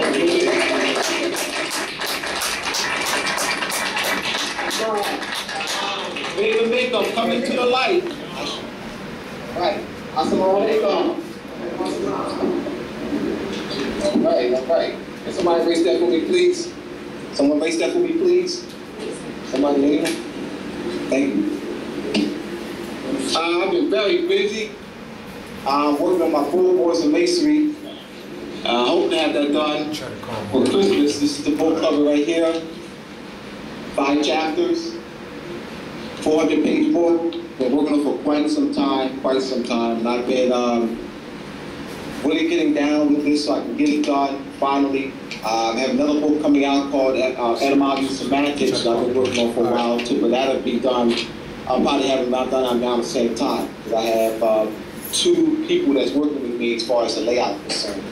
Josh, Setenra Bey's cousin, and then Sister Ayo, brother, her niece, wife. I have a newspaper. It's been out since December. This is the first issue called The Masonic Gate. And this is the second issue. This first issue is titled The Astronomical and Geometrical Origin of Boaz and Jachin. Boaz denotes the sun, and Jachin denotes the moon. So you have the 2 pillars of Boaz and Jachin, which actually is what it is the intercalation. But you're bringing 2 calendar systems together. You have a more ancient calendar system called which is the moon calendar. All right? And you have the solar calendar. So you're bringing 2 calendar systems together. You have to use a complex mathematical system called intercalation. When intercalation is when you're adding a day or a month to a calendar because you got to compensate for the time adjustment. So this here denotes that. It's not just some 2 pillars that you worship, that's the masonry. This deals with math and science and calendar system. Here in the second article, this has been out since December.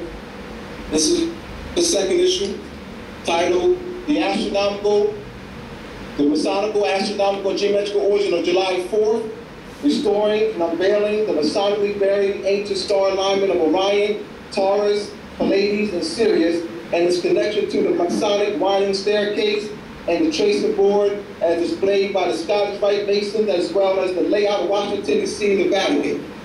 There's also 30 other areas throughout the world that has the same alignment.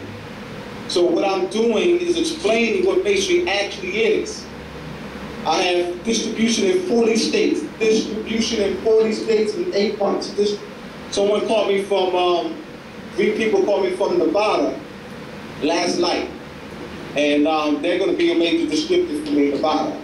I want to thank Brother Sabir when she was here. I had Sabir up here with me. Brother Sabir has really been pushing the paper out west. In fact, they got the paper from Sabir, and that's why they called it, because they want to be distributors. And also they're going to actually put out 2 ads, which will allow me to put out 20,000 copies instead of 10,000 copies. All right, so I'm excited about this. This paper here is distributed in Florida. Brother Rio was inspired by the Masonic Gate to put out a newspaper, and this is one of the papers that came as a result of the Masonic Gate, the Moorish Chronicle. So this is a paper that's distributed in Florida. Taj and I will be going to Florida in October 11th. October 11th, we'll be going to Florida for a lecture. In fact, our pictures are here on the ad. This is the ad. This is the ad for the event that they're going to have in Tampa, Florida. All right. Cultural Renaissance Festival, music, fun, food, history, art. They have a minister from the Nation of Islam, a couple people from the church there, Nation of Gods and Earth, and so they actually bringing different people together to have this particular event. So I'm proud of them there. The 3rd issue will be out in 3 weeks. It's going to be titled The Illuminati and Illumination of the Mind. Illuminati and Illumination of the Mind. The number 33 is connection to sound, frequency, and vibration. Brother Sabir, I wish he was here. Brother Sabir was the one that suggested this article to me. He suggested that I put this article out. He felt that I would be able to reach a lot of the rappers and youth through this article, Illuminati. He wanted me to clarify what Illuminati is, to place Illuminati, the word Illuminati, in its ancient cultural and philosophical perspective. As you know, the word Illuminati has been misrepresented. It's been popularized by the youth, all right? And so the thing is to bring some clarity. Brother Sabir is going to push this to the rappers. By getting to the rappers, I can get to the youth. He's going to set up meetings where I meet with certain rappers that he knows. But he's here on the East Coast today. He's supposed to be here right now. So I would like for him, when he comes in, I definitely will give him great honors, because he's actually pushing the paper, and he plays a very important role in this movement, because he is connected with a lot of rappers and entertainers, and he can actually bring them in through certain methods that he's using, connections that he's made over the years by being out on the West Coast in California. So I want to give all of that to Brother Sabir. It's on. Another one. This.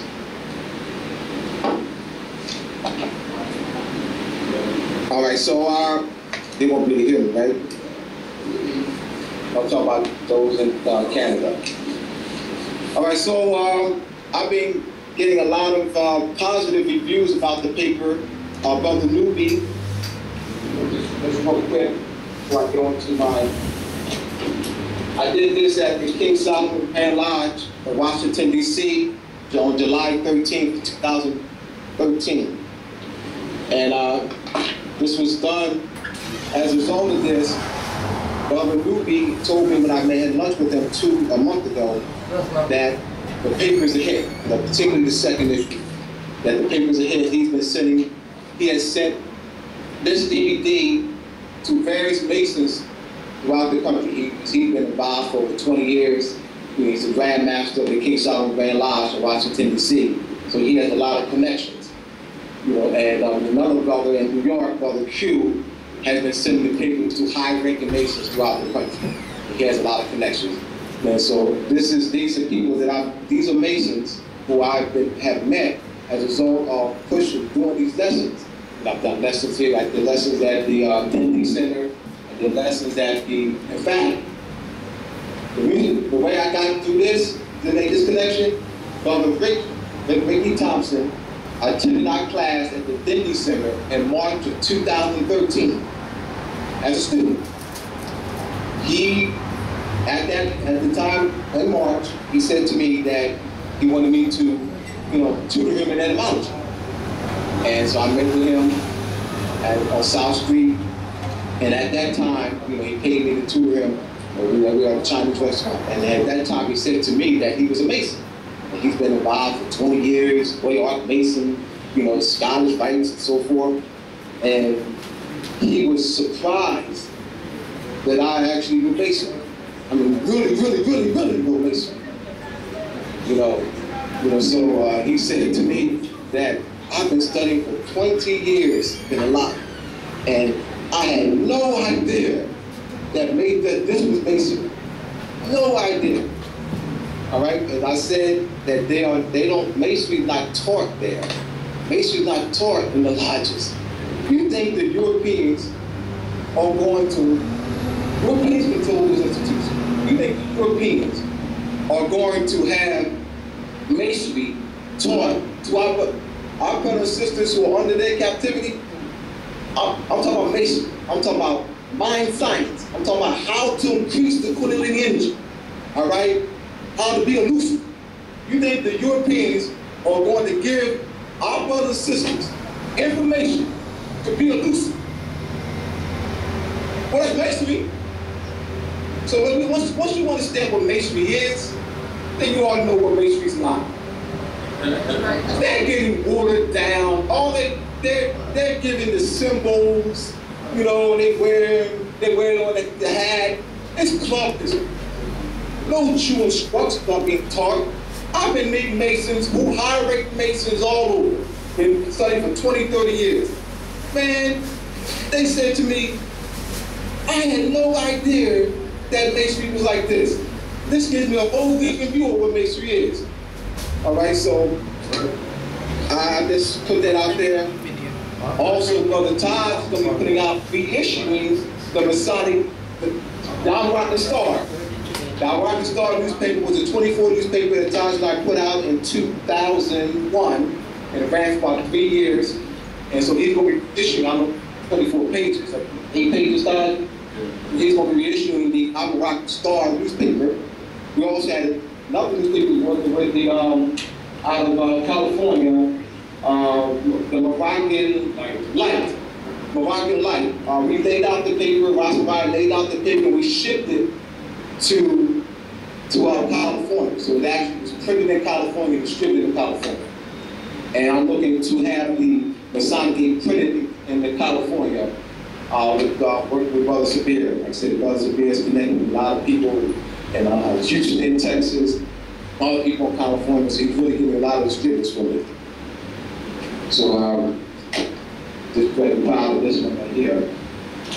I have another paper coming out, real quick announcements, called The Christian Light. This paper is coming out in October. And the feature article of this going to be 8-page paper like Masonic 8. And the feature article is going to be titled The Death and Resurrection of Jesus Christ. The Death and Resurrection of Jesus Christ, the Winter Solstice, and Christmas Explained. So Jesus was not a man. The story that you've been taught all your life is true astronomically. And that same story is taught all over the world. What the Europeans have done was co-opted the story and claimed to be the originators of the story. So you have the same story, Krishna, Mithra, Apollo, Haru, same story. So the death and resurrection of Jesus Christ is the winter solstice. In the northern hemisphere, which is this hemisphere here, on December 21st, the sun dies. It's at the lowest point of declination. It hovers for 3 days or lies 3 days in the tomb. After the 3rd day, Jesus rises again from the dead. So December 25th, you have the image of baby Jesus, which is like you had what? The birth or the rebirth of the sun. At that point, the days will get longer and longer. 90 days later, the sun is on the equator. And you have what's called the vernal equinox, equal night, 12 hours a night, 12 hours a day. But the resurrection or birth of the sun in the Northern Hemisphere is December 25th, which is Christmas. S-U-N. So Jesus did die on the cross, or died on the cross. Now, the concept of Jesus dying for our sins, the word sin is moon. So as the sun sets, you see what? Jesus died for the sins. Etymology. I started that to let you know. I'm going to show you how the Europeans use the word race, the definition. But they created student definition for race. So yes, race means the human species. But it does not mean that in the race and ethnic standards of Federal Statistics and Administrative Reporting, which is Directive Policy number 15. It doesn't. So what does race mean, Congress?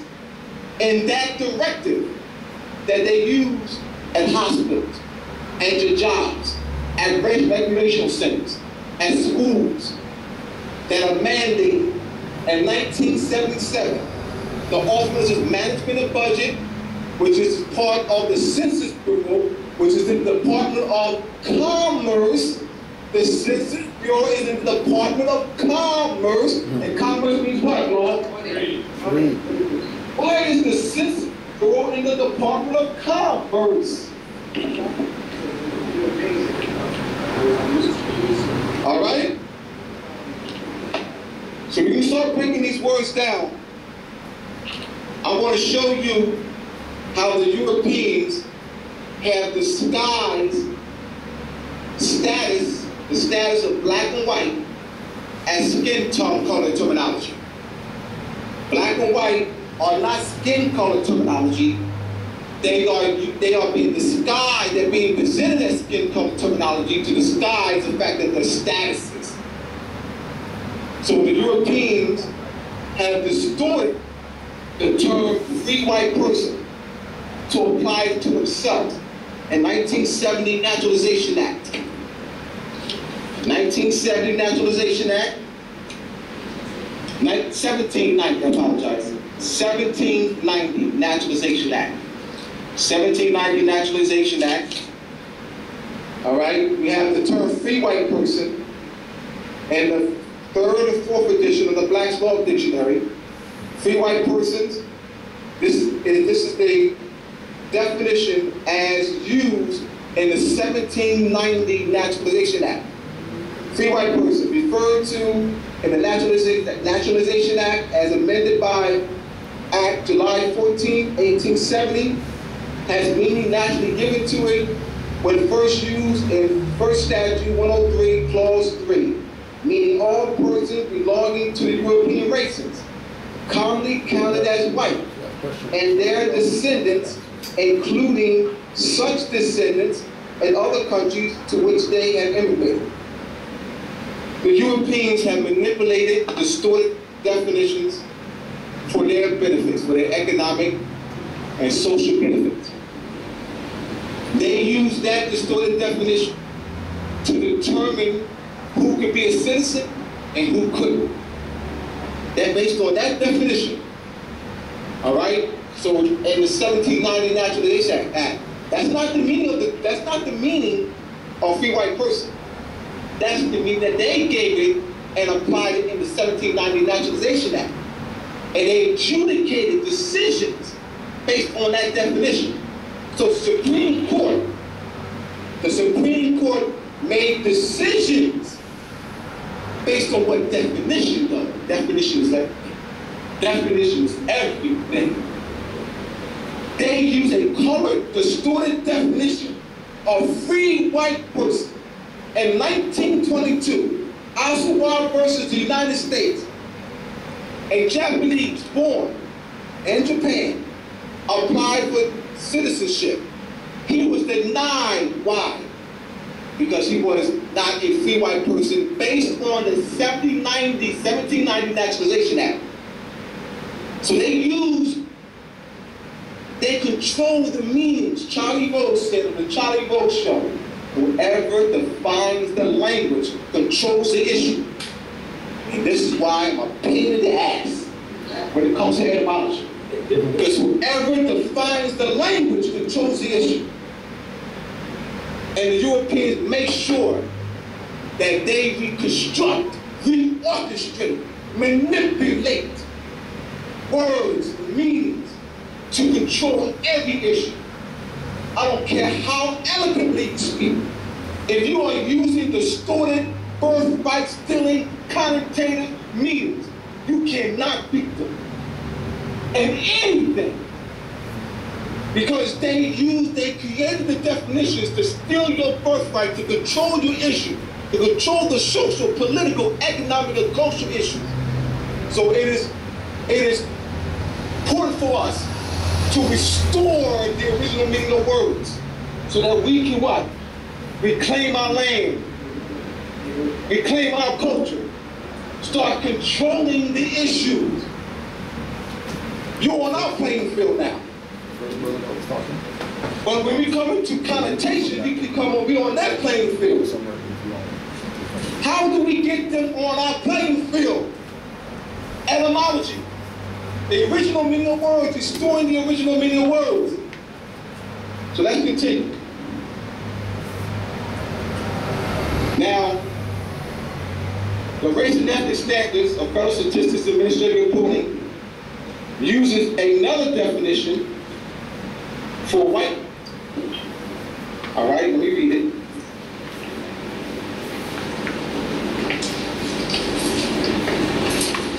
All right, I have it.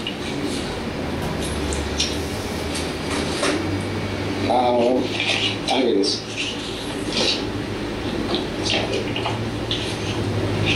Just time to do my stuff, man. All right, here it is. All right, white.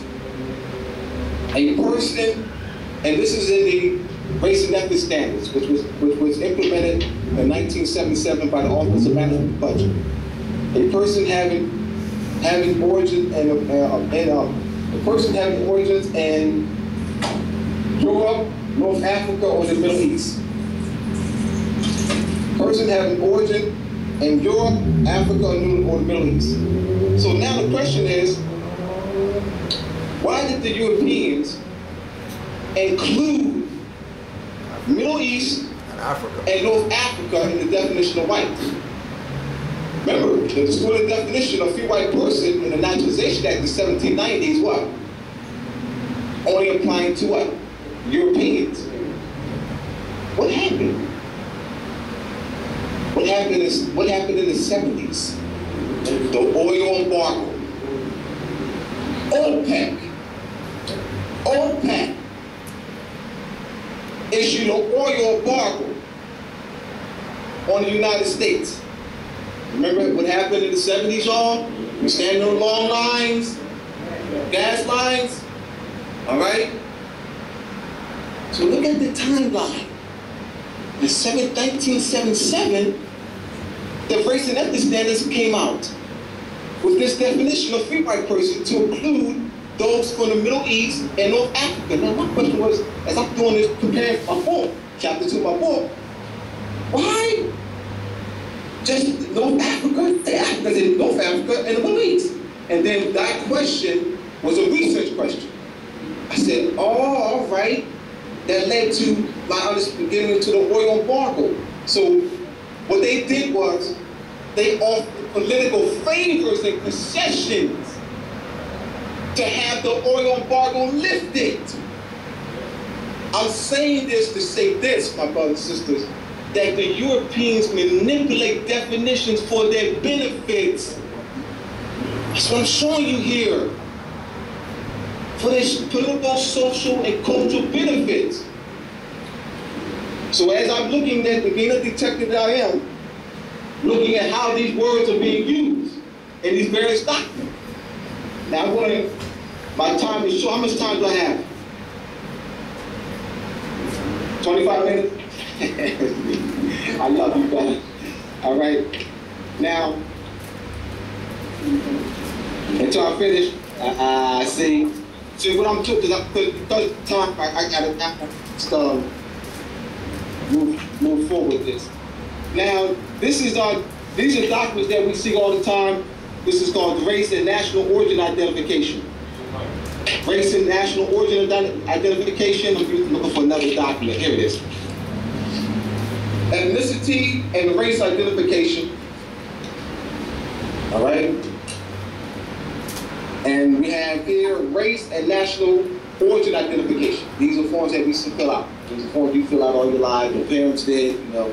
All right. These are forms that fill out. These forms are based on the race and ethnic standards, the Federal Statistics Administration report in 1977. All right. So let me read this here. What's that? No, this is not the census. I have the census too. No. This is the U.S. Office of Personal Management Guide to Personnel Data Standards. Ethnicity and race identification. Please read the Privacy Act statement and instructions before completing form. I'm going to read the privacy. I want y'all to pay close attention. Privacy Act statement. Ethnicity and race information is requested under the authority of Title 42 United States Code, Section 2008-16, and in compliance with the Office of Management and Budget's 1997 revisions to the standards for the classification of federal data on race and ethnicity. Providing this information is voluntary. Providing this information is voluntary. Providing this information is voluntary. So that, pay attention. And has no impact on your employment status. But in the instance of missing information, your employee agency will attempt to identify your race and ethnicity by visual observation. Hold on. I thought it was voluntary. So, any missing information, they're going to identify your what? Race and ethnicity by what? Visual observation. Congress, what does race mean? Skin color?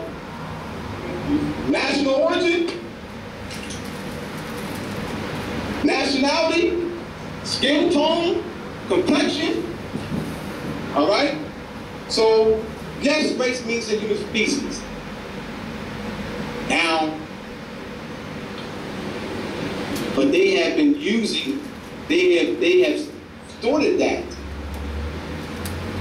and they have disguised the statuses as skin tone, and that began with Francois Bernard in the 60s. France. All right. I'm going to show you that this race and ethnic standards since 1977 is fixed in the construction and definitions going back to the 1600s. So Congress did not come up with these definitions. They're using pre-existing paradigm, a distorted paradigm of race. Not a proper paradigm of race, because race is a human species. They're using a distorted paradigm of race. Francois Bernard, all right? Carl Linnaeus. I've seen two.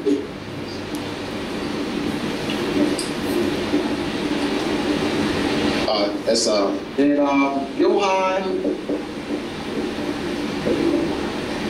Frederick Umbach.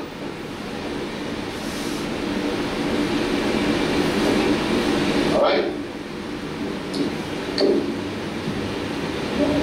He lived in the 1600s, died in 1685. Now, Carl Linnaeus, in his book in 1752, Natural Selection, he was the one that come up with the official classification of black, white, red, and yellow.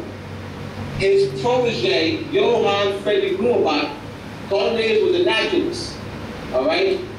And Swedish naturalist. Johann Friedrich Morbach was a German anthropologist. He added the 5th class ground. Today, Brazil uses all 5 classes in the census today. They use the Portuguese words. So Congress, when enacting this color document, the Race and Ethnic Standards, in 1977, used this construct. They used 4 constructs to classify the human family. These constructs are based on skin tone, hair texture, brain size, cranial size, and phenotype. We're familiar with the skin tone. This is being used today, y'all. All right? So, the founders of the distorted, birthright-stealing race paradigm that's used in race and ethnic standards are these right here. These are the founders. So I'm tying was here to the document of race and ethnic standards that's used at your jobs, that's used at all the jobs, all the schools, all the hospitals. If they don't use it, they won't get federal assistance. They ain't gotta use it. They won't get federal funding. The school now use it. Won't get no federal funding. Gotta do it. See? All right? So once again, the Department of Commerce, all right, which is the Department of Commerce. All right, so it's about commerce, trade. So they're using the distorted definition that they apply to race to steal our birthright, to disguise statuses. Because black and white refer to statuses and not skin tone, but it's being presented as skin tone. Here we go. Neither white nor black, the politics of race and ethnicity among Puerto Ricans on the islands and in the U.S. mainland. Jorge George DeWine, Department of Sociology and Anthropology, University of Puerto Rico, P.O. Box 23345, San Juan, Puerto Rico. All right, let me get into it. Revised version of a paper presented at the conference on the meaning of race and blackness in the Americas. Contemporary Perspectives, Brown University, Providence, Rhode Island, February 10 through 12, 2000. All right, this is what we're used to. In 1990, I directed, this is Jordan DeWine speaking. In 1990, I directed an ethnographic study of the social cultural causes of the census undercount in Barrio Gandu, a lower class urban community in San Puerto Rico. At the beginning of our fieldwork, my colleagues and I sought to elicit our informants' constructions of their own racial identity by asking them what race they consider themselves to belong to. Responses to this seemingly innocuous question range from embarrassment and amazement to ambivalence and silence. Many informants simply shrug their shoulders and point to their arms. My coworkers always do this. Europeans mistreated because of.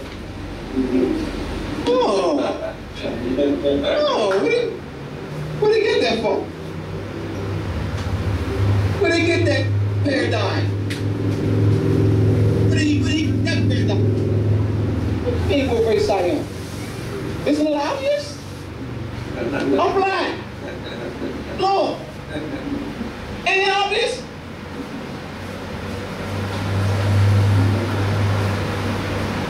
What does race mean, Congress? Yes, it does. How are you using it, born in 1977. What does race mean, Congress, in the 1977 Race and Ethnic Standards of Federal Statistics and Administrative Reporting?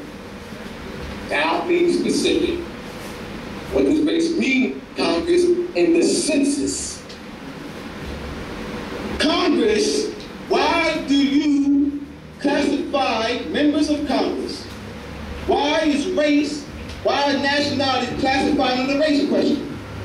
In the census, in the 2000 census, 2010 census, race is classified under the nationality question, under the race question, madam. I'm looking for it. Here it is. All right, this is the 2010 census. Question number 9. What is person's first race? They have box, white, another box, black, comma, African American or Negro, another box, American Indian or Alaskan Native. Other boxes, Asian Indian, Chinese, Filipino, Japanese, Korean, Vietnamese, Native Hawaiian, Barmanian, Samoan, and it says other Asian, print race, print race. I didn't know from Cambodia, Pakistani, Thai, Laotian. So is Chinese race or nationality? What does race mean, Congress, in the census? Is Korean a race or nationality? Is Samoan a race or nationality? Is Filipino a race or nationality? What does race mean, Congress, in the census? See what they do? All right? This is the birthright, using constructive fraud. Fraudulent conveyance of language and constructive fraud. Misclassifying nationalities as race. What is the clear definition of race? Because keep in mind that Europeans distort meaning of words when they apply in different statutes. So you want to know what is the meaning of this particular word, race, in this particular statute. Is it distorted? Is it fraud? Is it an inducement to fraud? To what? Steal your birthright. So, continue. Any questions before I go on? Questions? All right. Yeah. Yes, please. What is the actual definition of race? What is the actual definition of race? That's what I want Congress to answer that. Okay. Yeah, that's what we asking for Congress to answer. It had the ability to steal your birth. Right. That's what we asking Congress. What is the definition of race in these documents? Okay. Because we have the definition of nationality. Yes. Absolutely. What's the definition of nationality? That's how we use my first definition.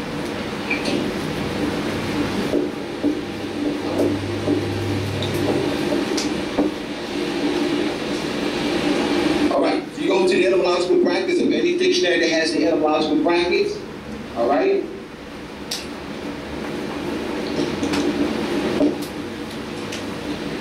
Born, all right? The Greek, this is Latin. Now the Greek, this is Greek, that's the Greek.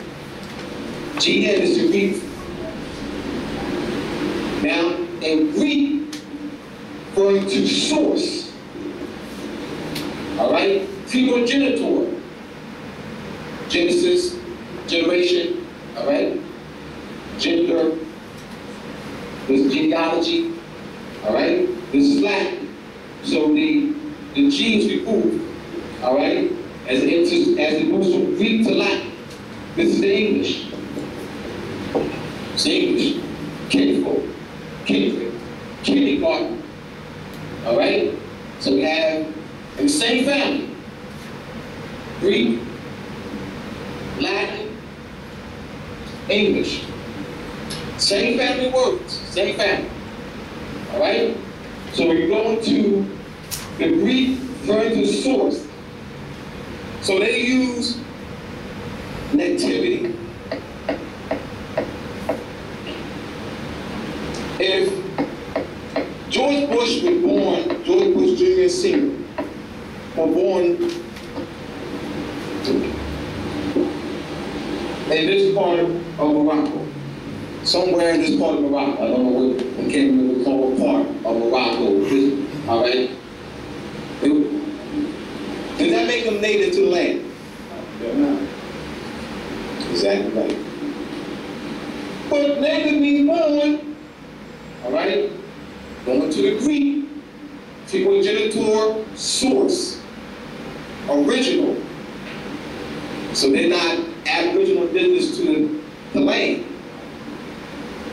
And aboriginal, I was called me one day, and she wanted me to give her the definition of aboriginal because they were those who had a misconception. The word aboriginal.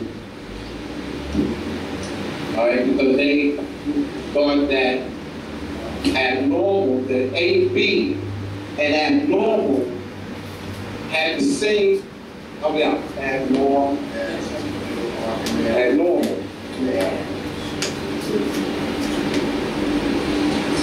They thought that the AB and abnormal, the prefix and abnormal has the same meaning as the prefix and aboriginal.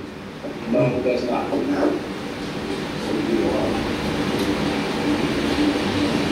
All right.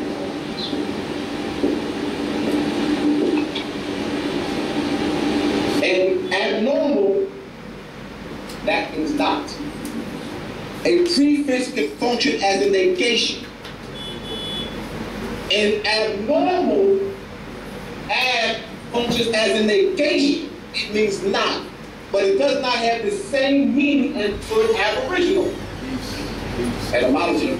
So they're transferring their understanding of ab in the word abnormal to what? Aboriginal. So they say, oh, this means not. See, ab means not. Ab in the word aboriginal means from. All right, or and the word orient or orientation, rise, G-I-N, Greek, which is another form, G-E-N, so two forms there, G-E-N and G-I-N, all right? And this is the suffix we pay to, all right? Source. Again.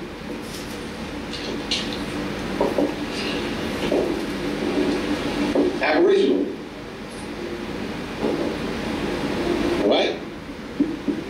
So this is, so that you're clear that what aboriginal is and what abnormal is. So you to use that as an example when somebody says to you, no, we're not aboriginal, but ab is not. Not in this word. All right? Any other questions? You clear? Good. Good. So we have definition of race. All right. Now, when you look at different documents, brother, you'll see the word race and color used in the same documents. I have. All right. So now the question is, what does race mean and what does color mean? All right. You'll say, cannot be discriminated based on your race or color. You've seen that. You've seen race and color used in the same document. So what does race mean? What does color mean? And they have not put a clear-cut definition. They don't give a clear-cut definition because they'll even use several definitions for both race and color. It's still your birthright. And do not use the word nationality. In fact, they'll use national origin. They'll start using national origin. Here we go. Here's this form again. Race and national origin identification. All right, categories. They have American Indian or Alaska Native, Asian or Pacific Islander, Black, non-Hispanic origin, D, Hispanic, E, white, not Hispanic origin. So white is a national origin. Black is a national origin. I'm showing you constructive form. They have race and the conjunction national origin, and they have listed here. See, it's constructive form. And our people can't, no, it's not subtle. No. It's not subtle. It's not subtle. The reason why you're saying subtle, because you're unconscious. It's not subtle, it's right here. In black and white. It's not subtle. Once you understand it, you can break it down. The subtlety comes in with the unconsciousness, a lack of knowledge. No different than if you're playing cards. If you don't know how to play poker, you're watching, somebody said, they say he doesn't know how to play poker. We're gonna bring him in game. He doesn't know the rules and he's just learning. All right? And then, we're cheating him, because he doesn't know the rules. But once you know the rules, you can see it. It's in plain sight. The subtlety comes into lack of knowledge. So now you can start looking at these documents differently. All right? So it's not subtle. It's right here. I showed you here, 2010 census. This ain't subtle. They clearly classified nationalities under race question. That's not subtle. What it is that people have no concept of nationality. And if I taught nationality to over 5,000 students in the Kansas City Public Schools, chapter 3 of my book. Title of chapter 3 of my book, Morris Masonry, teaching nationality to over 5,000 students in the Kansas City Public School. Only one student out of 5,000 asked me what my nationality is. I mean, phrase the question that way. He first asked me, "Mister, what are you?" Because children don't ask the question, "What's your nationality?" They ask, "What are you? What are you?" So I paced for a few seconds. He said, "What's your nationality?" So I walked over to him. I said, "You mind my asking you where you from?" "Well, my family's from Trinidad and Tobago." I said, Out of 5,000, only one student. Out of 5,000. That he was able to, because that's knowledge though, that's not accident. That he was able to correct himself and ask the proper question. What is your nationality? That example is in my book, chapter 3. All right? So be clear that all our people know is this Colonnades, Francois Renaire, and Johann Friedrich Bumbach false paradigm of what color are you? Are you black or white? What you look like? Are you black or white? I saw somebody down the street. What color are they? Are they black or white? That's all we know. Black or white. And what? Black and white are not colors. They're statuses. They're being presented as skin tone to hide the fact that they're statuses. We are white, they are black. We are white, they are black. Talk to me, my brother, sister. It's not skin tone, statuses. Not skin tone, not skin tone, not skin tone, status. We are the sovereigns, we are the white, they are the immigrants or the inferior status, they are black. They switch places with you, disguise the fact that they what? Presenting them as colors. So now, indoctrinating you with this Colonnades, Francois Renaire, Johann Friedrich Bumbach concept that black refers to skin tone. So you're black because of your skin tone. You're taught that all your life. You're taught that. You call George Bush white because what? Skin tone. Abraham, George Washington, skin tone. Has nothing to do with skin tone. Nothing.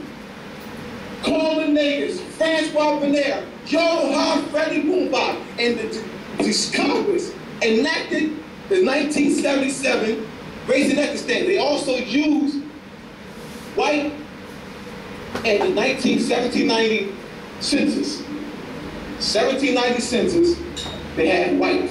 I have it right here. And don't classify us as slaves.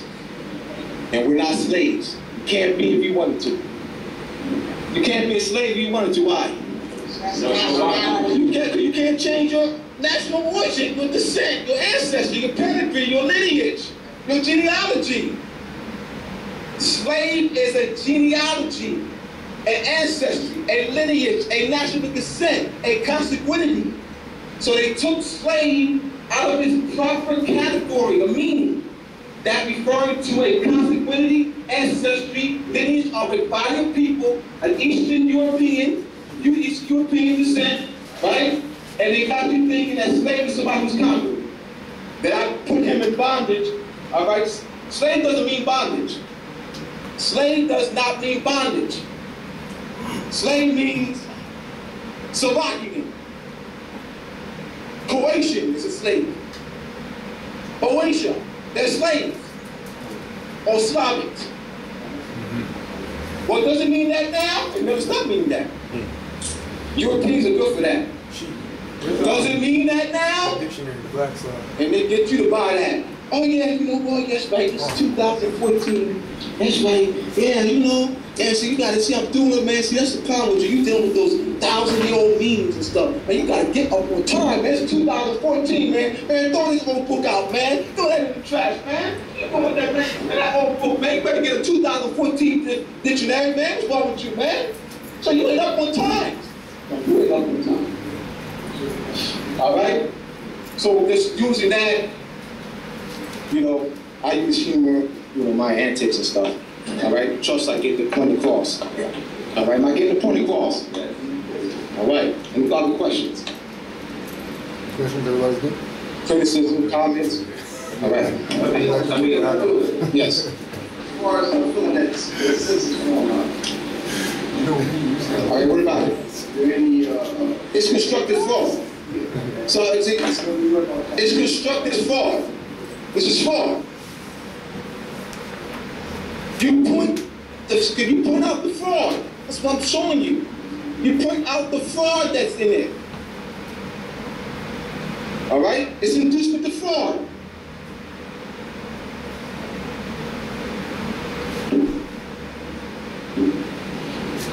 Now I'm going to get, who knows what denotation means? Denotation. And you can apply this understanding to anything, y'all. All right? I'm just using this lesson here, all right, to teach you how the Europeans use constructive fraud by creating fraudulent conveyance of language through definitions, through distorted definitions. All right, so anybody knows what denotation, give me a definition of denotation or give me an example of it. All right, anyone, except Ty. True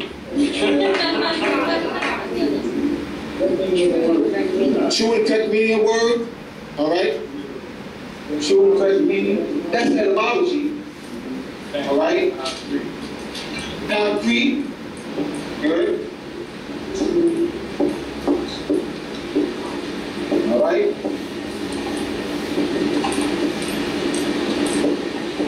All right, so X marks the spot, all right? X marks the spot. So I have this chair here.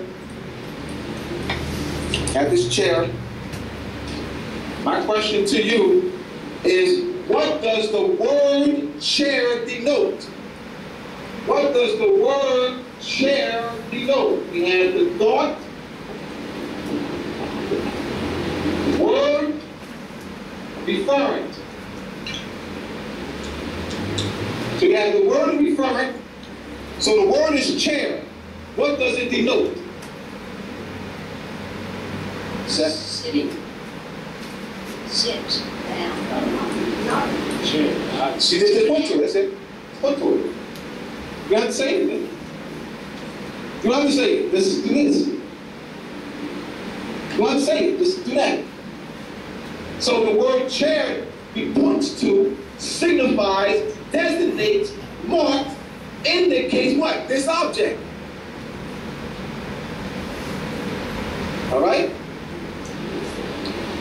What the Europeans have done is, by distorting the definition, and thereby what? The definition, the distorted definition becomes connotation. Why? Because it removes you from the reference point. Etymology gets you back to the reference point or restore the reference point. What they also do is called substitution in semantics. They will what? Substitute the original reference point with something else. So even though the word denotes an object, is that the original object? It's called substitution. They often do that, will substitute that which is the original object for something else. Now, you'll often see various definitions for denotation by various quote-unquote scholars. Dictionary meaning, the commonly accepted meaning, all right? Dictionary meaning, commonly accepted meaning. These are definitions that they give for common denotation. I'm going to show you that definition for denotation by these various scholars, given by these various scholars, is distorted. Commonly accepted meaning. What does that mean? What does commonly accepted mean? The Supreme Court used that definition in making a ruling for when they adjudicated the decision in 1922, Oswald versus United States. They said that white refers to the commonly accepted or commonly understanding or commonly known meaning. But hold on, you created the commonly uncommon understanding. So what does common understanding mean? They created the common understanding, and they do social engineering. They created the distorted definition of free white person and put it in the Naturalization Act of 1790. So therefore that became the commonly understanding or commonly understand meaning through social engineering. Now, dictionary meaning. Dictionary meaning. Denotation is a dictionary meaning. It is. Denotation is a dictionary meaning. All right. So you say dictionary meaning, you mean this? You're talking about this? You're talking about the entry meanings? You're saying that denotation is the dictionary meaning? You're talking about the entry level meanings? Oh, all right. All right, here we go. The word consider. Demonstrate to y'all. Consider in the etymological brackets. Let me put it up here so everybody can see.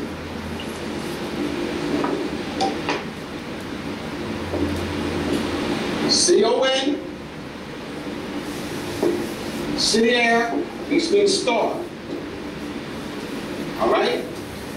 But you don't see any reference to star in the original meanings.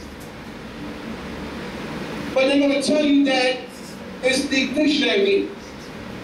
So you're going to go to the dictionary and look up a word in the original meanings.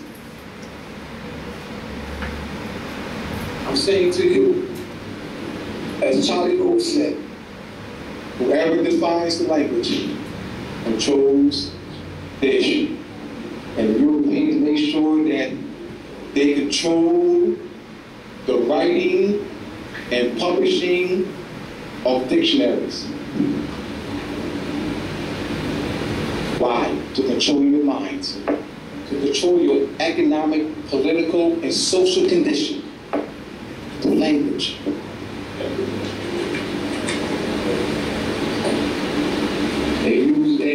They distorted the Bible and dictionaries. Two big sources.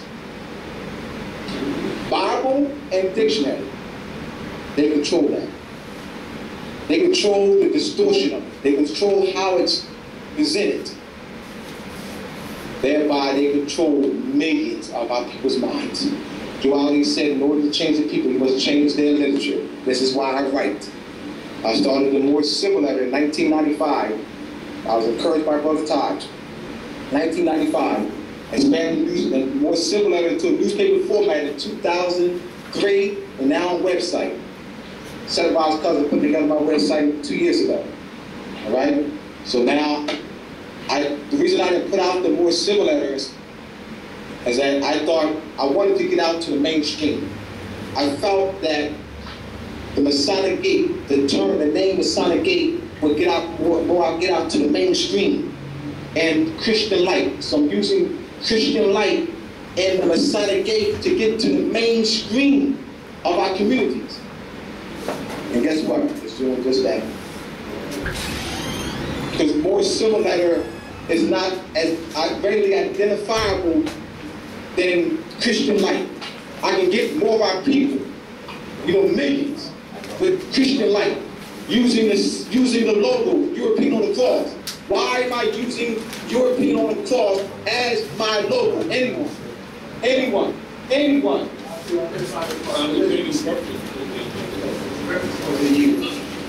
That's it. That's why. So I go with where they are to connect with them, and then bring them to what it really is. That's why the first issue, titled "The Death and Resurrection of Jesus Christ." Death and Resurrection of Jesus Christ, Christmas and the Winter Solstice Reign. So I have 8-page. We'll have a section in there, astronomy. We'll have a public notice section and everything. All right. So how much more time do I have?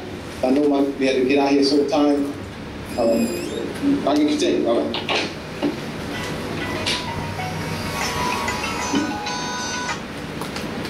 So moving right along, question. Yes, please. So you said consider the star, right? To observe the stars. To observe the stars.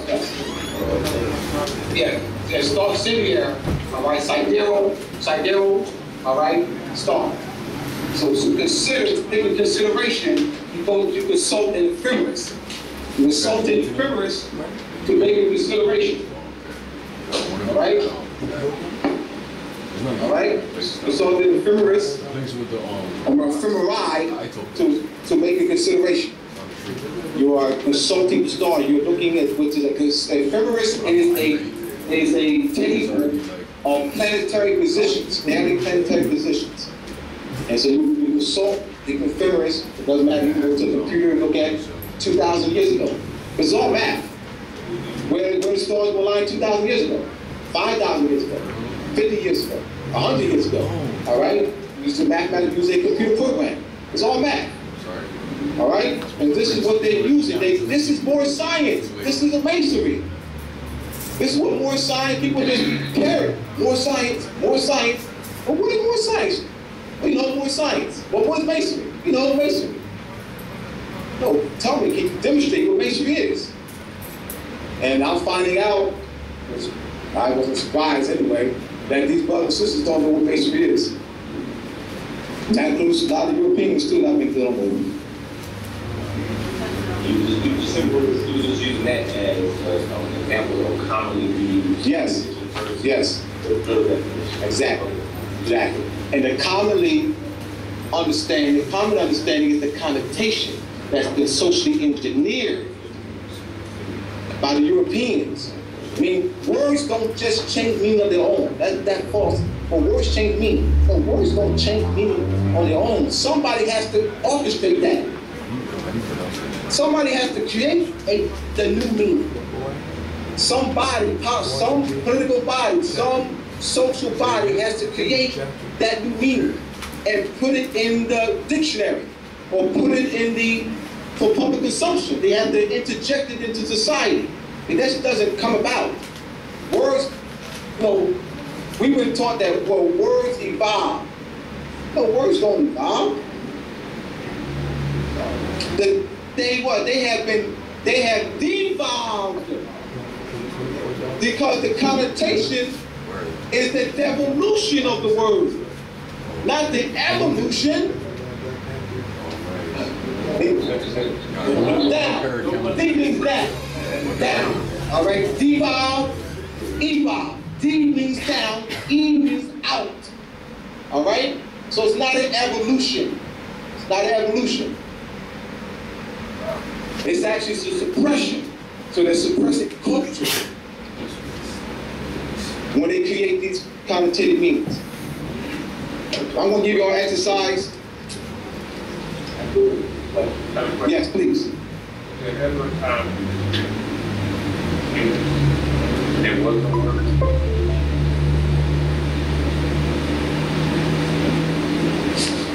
Well, language means tongue. What's that?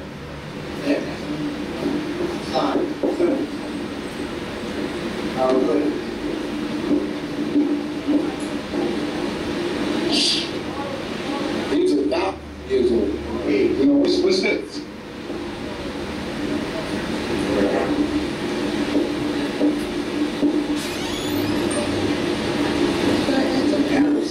Yes. Yes. Most of these in the room, there were words communicated. There were tongue, moved, rest. Talking this song, sound. She's talking sound. The number 33 is connected to sound, frequency, and vibration. Sound. Of 842, A equals 432. All right? So since we're on that, sound, y'all. Sound. Sound is manifested through this ancient symbol. You see that ancient symbol, y'all? That's yours. Sound is manifested through that ancient symbol. Now, the ties to sound. How sound is manifested. It's ancient. You see this worldwide. There are various caves. You have the cathedrals with high ceilings. And I always wondered, man, why do they have these huge, they spend all this finance and building these huge cathedrals and huge ceilings? Why? Because sound. Praise the Lord and His giving. Hallelujah.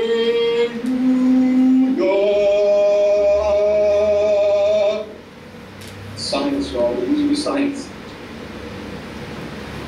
Science. I ain't dealing with that European stuff.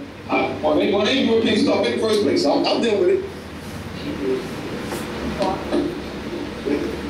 She said, thought. In the beginning was the Word, and the Word was with God. In the beginning was the Word. Talk to me, y'all. That's your book. That's your book. In the beginning was the Word, and the Word was with God. Word is sound. God is thought. Coming from the Sanskrit word kurda, all right, and both. So this is thought, this is word.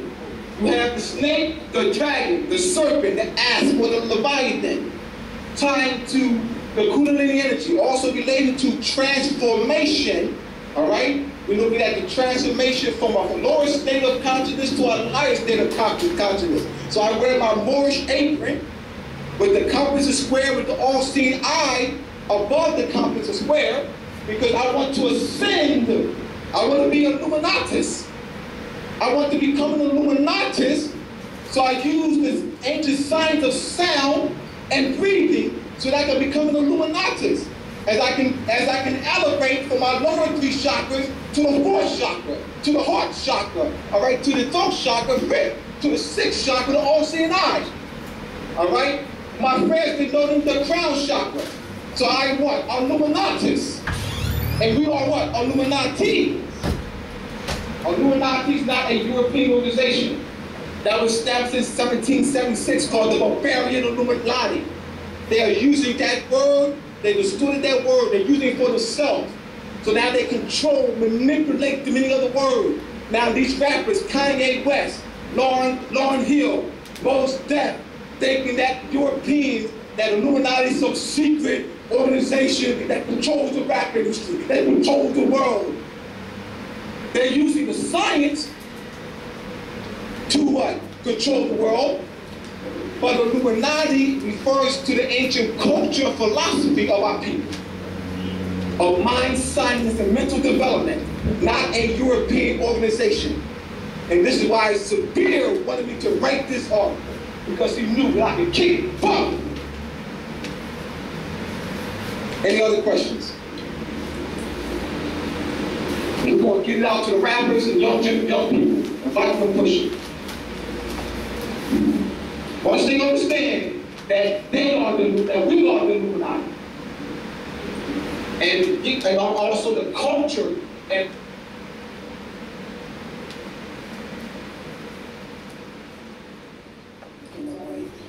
harmonics. Bring in some more. Oh, I'm sorry. You gotta pull my coattail. See, yes, it's his fault. Because he already knows it's my fault. All right, I'm just used to. It's kind of hard for me to stand still. That's just that natural rhythm in our soul, you know. But it's all right. If I have to stand still, I will work at it. Any other questions? Yes. If that's the line portion, 161. Yes. How does that relate to Egyptian? Same thing. All right. Now, the Washington, D.C. is laid out astronomically and geometrically. That huge and the star within the cube is in the geometrical layout of Washington, D.C.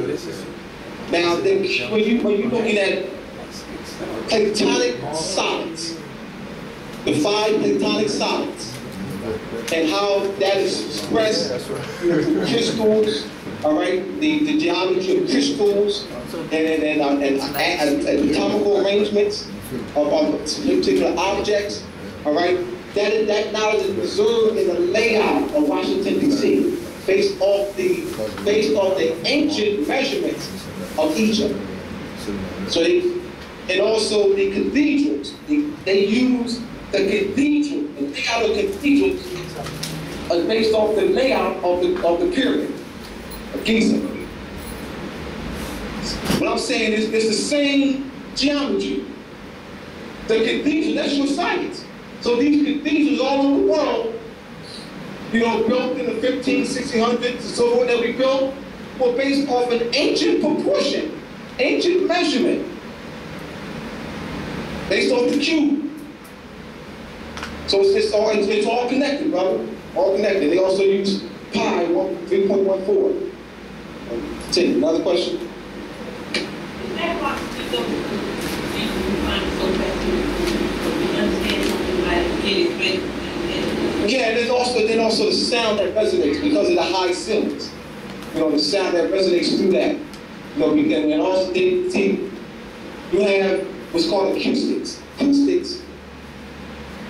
They are people who have degrees in that, and they have that knowledge of how to build cathedrals for the acoustic effects. Yeah. So it's based off this ancient knowledge, though, of understanding sound, and how to use the geometry of the building to get the proper resonance of the sound.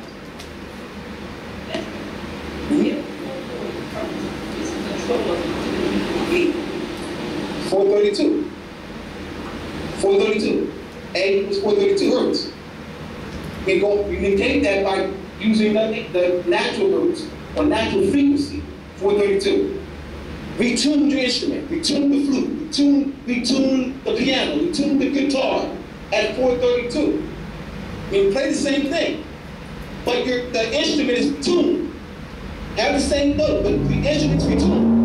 Like on YouTube, he had what? Guitar tuned at 440 and one at 432. And he was playing the same thing. But it was a different sound. One was, in fact, when he strummed the strings, it what? It lasts longer with the 432. Yup, I'm like, oh, you got to actually hear it, you know, to really appreciate it. So I've been listening to stuff on YouTube, man. I go to sleep with this. It stimulates my mind. This is more science. This is basic. Now you think that this is taught in the lodges? No. They don't want you to become Lucy. Light. Illuminati. Or Illuminatus. They don't want you to become an Illuminatus.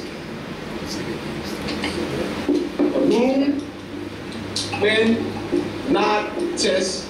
Singular. Illuminati. Plural. So I can't. So for me to say I'm an Illuminati would be improper. Grammatically improper. All right. Illuminati. I am an Illuminatus. Grammatically is correct because that's singular. We are Illuminati. That's correct. He is Illuminatus. Is correct. So here, L-U-M, the root word means light.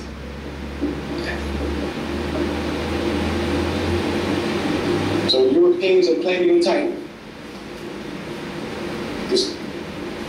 Yes. I haven't seen it yet, but yeah. But I.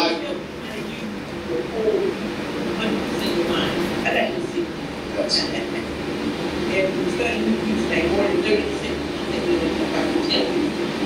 That's the map. Yes. So that seed is that all-seeing eye. So you have that seed, all right, that all-seeing eye. And that all-seeing eye is on the apron. You have the composite square, all right?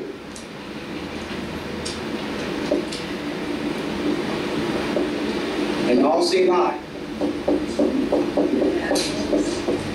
But there's a philosophy and culture that's connected to that. So the brothers, they just wear the apron. You know, it's just an apron to them. It's just, got my Masonic apron. But they're not taught the philosophy that the apron represents. You can ask them questions. Yeah. The Europeans ain't gonna teach this. Got something? No, but I thought that the apron meant like what made the mailman shame when you made him only the elite, man. Only the elite, bro. But you talking about being a Lucy. No, this is serious. This ain't no joke. You're talking about being a Lucy, becoming a Lucy. Illuminatus. This ain't. You see what she was able to do in the movie?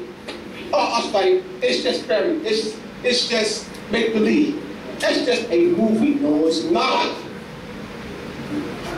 Science fiction is science fact. They class it as science fiction. It's science fact. A good start of it. They don't even want us to start thinking on this level. Start looking at things. They want you to be afraid. Ooh, Illuminati. Ooh, see Illuminati. Illuminati. See Mr. Bey, you down with the Illuminati. Ooh, see Kanye West. Beyonce and most definitely. So they down with the Illuminati. And then you ask them, well, what does Illuminati refer to? Devil worshippers. You know what I mean? They satanic. And guess what? That's so true. I got 3 minutes? No. I'll ask a question. All right. You said science, right? They use science to allocate these meaning. Science means knowledge. Science means the root word is SCI, means no. K-N-O-W, no. Gnosis. Gnosis. All right, science. All right. No. All right, gnosis. That's Greek. You have the word gnosis, right? As agnostic. All right? Yeah, you have, this is English, and this is what? Latin, noble. Noble. So, we are the nobles by hereditary and tying to what? It's a hereditary title, but the title also refers to knowledge, Gnosticism. Now I was about to say something. I can't. Because I was about to say that you asked me a question. Science fiction, so knowing. Yeah, science fiction, knowing. Unknown effect. Right. Unknown. How do you think about that? I want to ask you, what is Greek conceived versus Greek? What does Greek lie in the family of foundational languages? What is it lie in this hall? It's an Indo-European language. It's an Indo-European language. All right, let me explain. Represent lie. And how does that compare to English? Well, a lot of people. No, it does compare. It does compare. It comes. All right, let's go back to the Egyptian. I said Indo-European. All right. Indo-European. All right. Indus. And Indus comes from Sind. All right. This is the ancient name. This is the S. The S was transliterated to the H. Here the H was clipped. All right? The U was called cyanosis, where the aspirate is clipped. All right, so that's called cyanosis. So here, and then you have what? You see that? Sin, right? See, sin. So Greek is an Indo-European language, meaning that the root words have an ancient origin. The root words come even from the Sanskrit and also tied to the Egyptian. So it's tied to, look, I gave you this, right? Where'd that come from?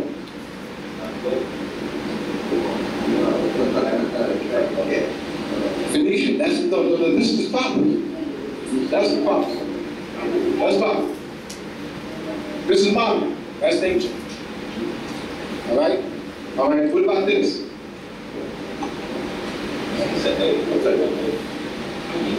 That's proper.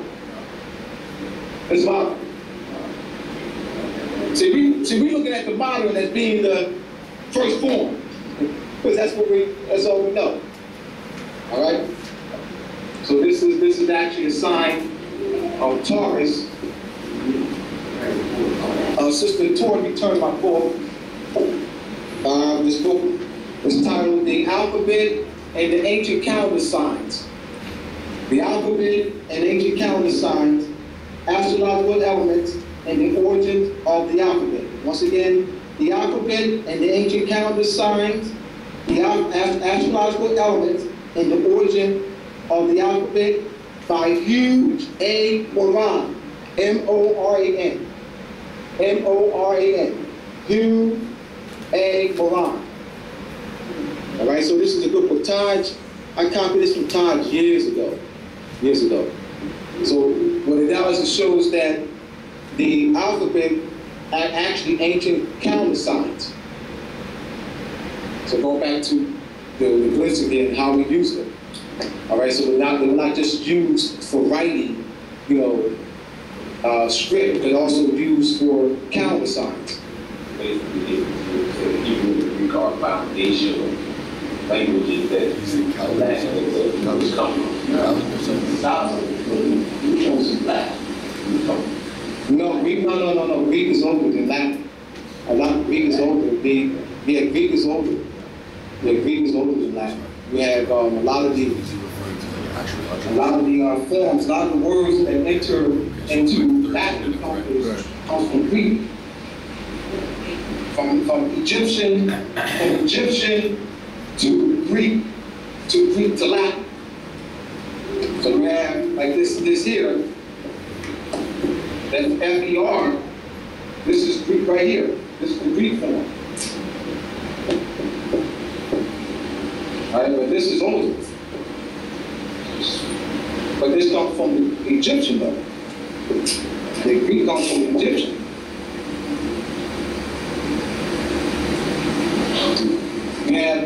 We have what's called bilateral languages, and where they use two letters. Egyptian, Chaldean, Babylonian, and Phoenician are bilateral letters or bilateral root systems. And the Semitic languages came out of those languages. Semitic languages was called a tri-consonant or trilateral root system, but they use three letters. Where that comes, so it actually was two letters to three letters. So the Semitic languages are not older than Egyptian, Phoenician, Babylonian, or Chaldean. The Semitic languages, Arabic, Aramaic, Hebrew, those are Semitic languages. They're not older than those ones. So they're not older than Egyptian. Egyptian, Phoenician, Chaldean, and Babylonian. In fact, the name Jesus is actually two letters. Not J, but J. I, O, yeah. I-A, I-O, I-U, I-E. Right?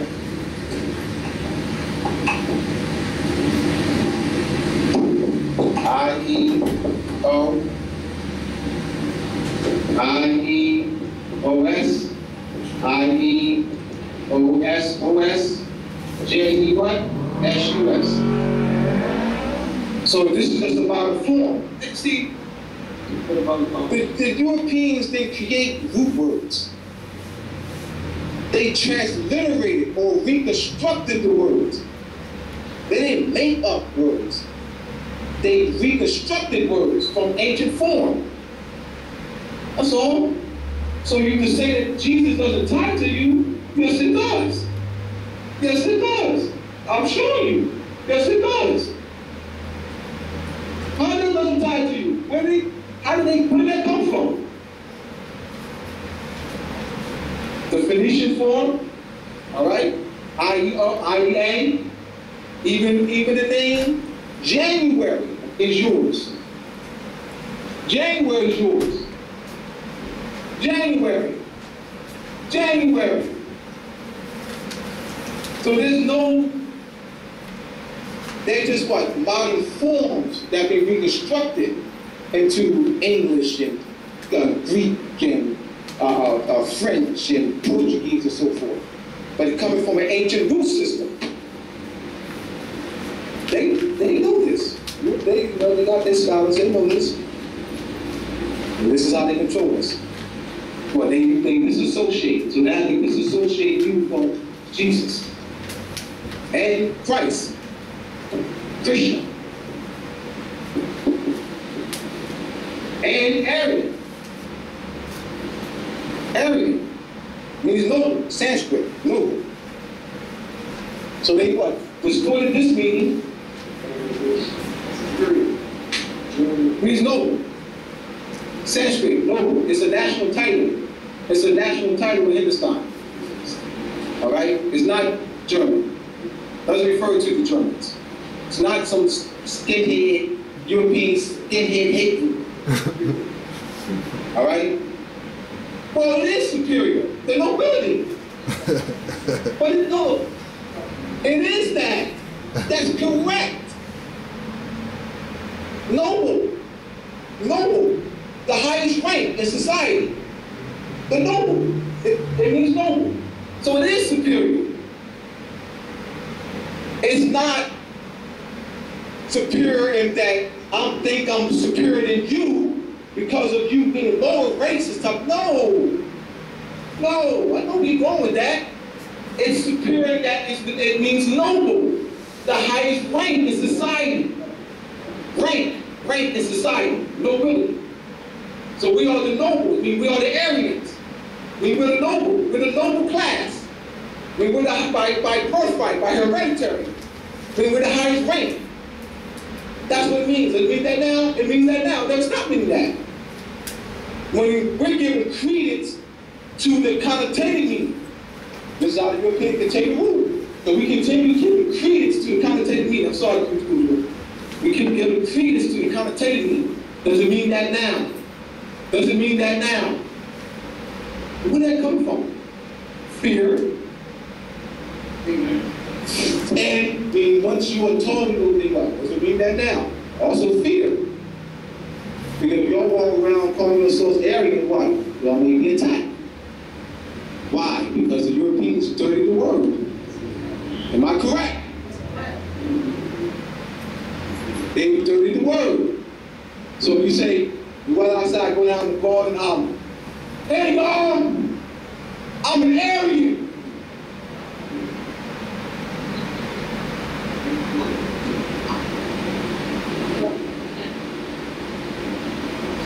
You what? See? See the control? See what? They're not going to say that, Sister Sir. They're saying, why are you identifying yourself with a European hate?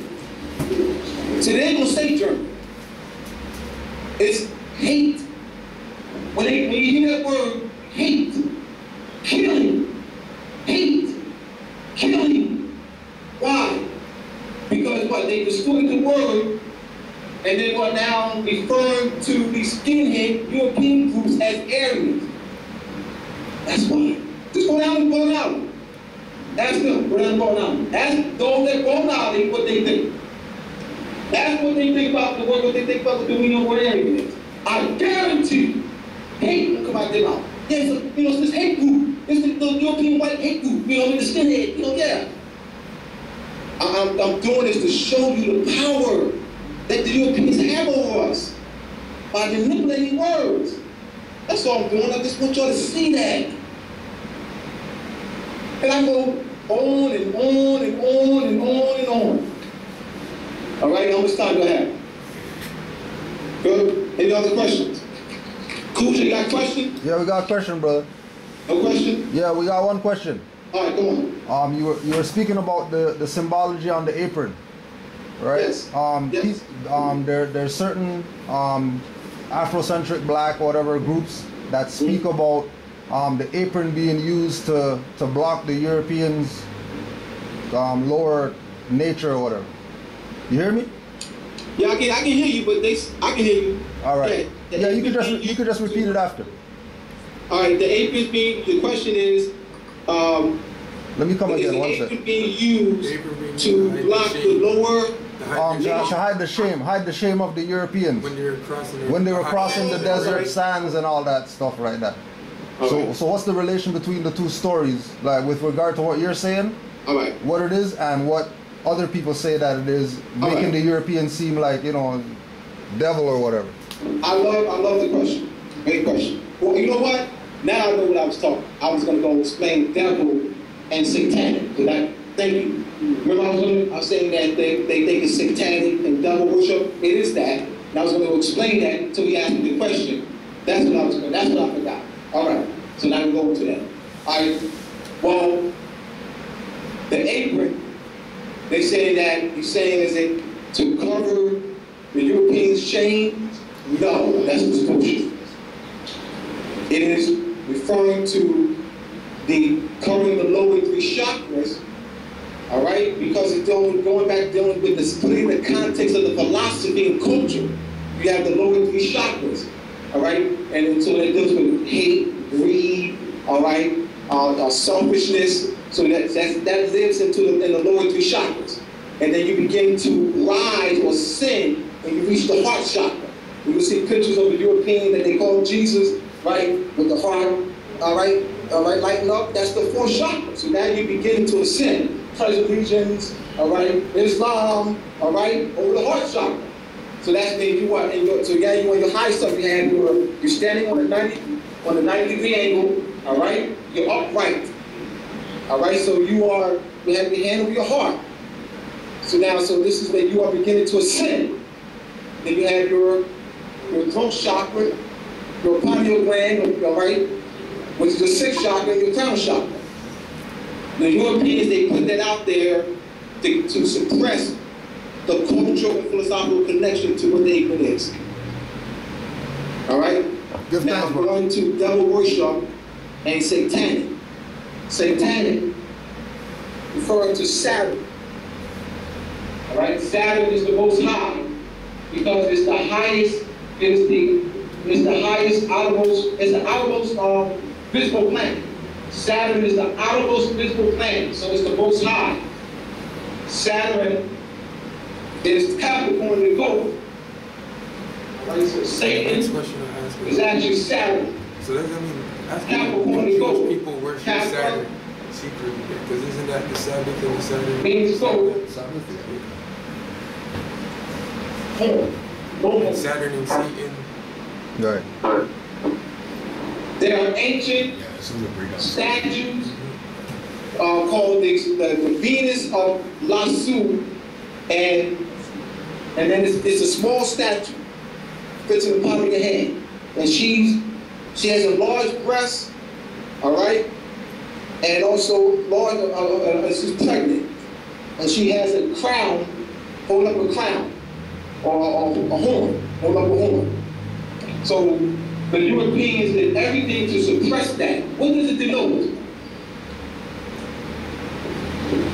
A lunar calendar.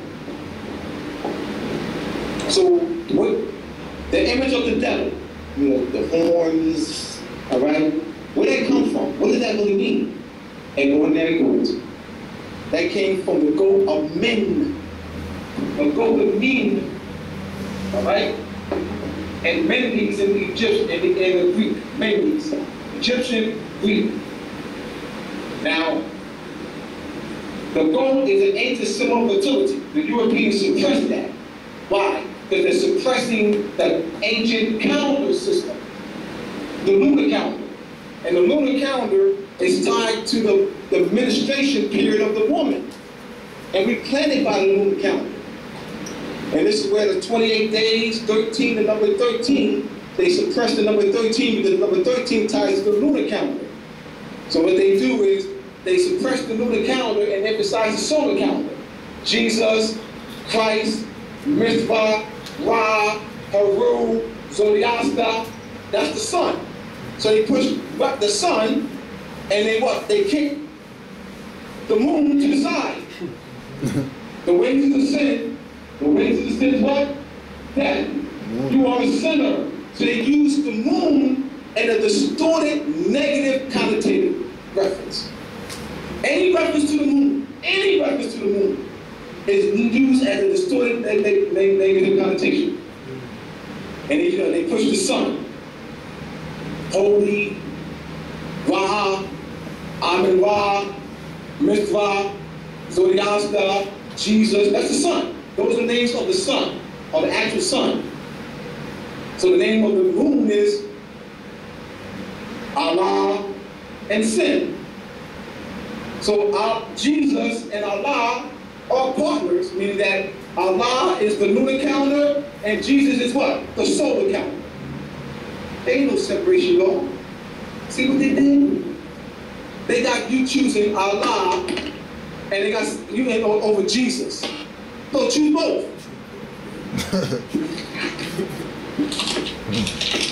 Allah and Jesus. Allah and Jesus. The two pillars of Boaz and Jachin is Allah and Jesus.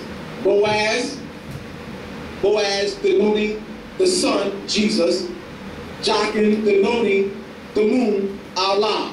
Allah means moon. See how there's only one culture. There's one culture.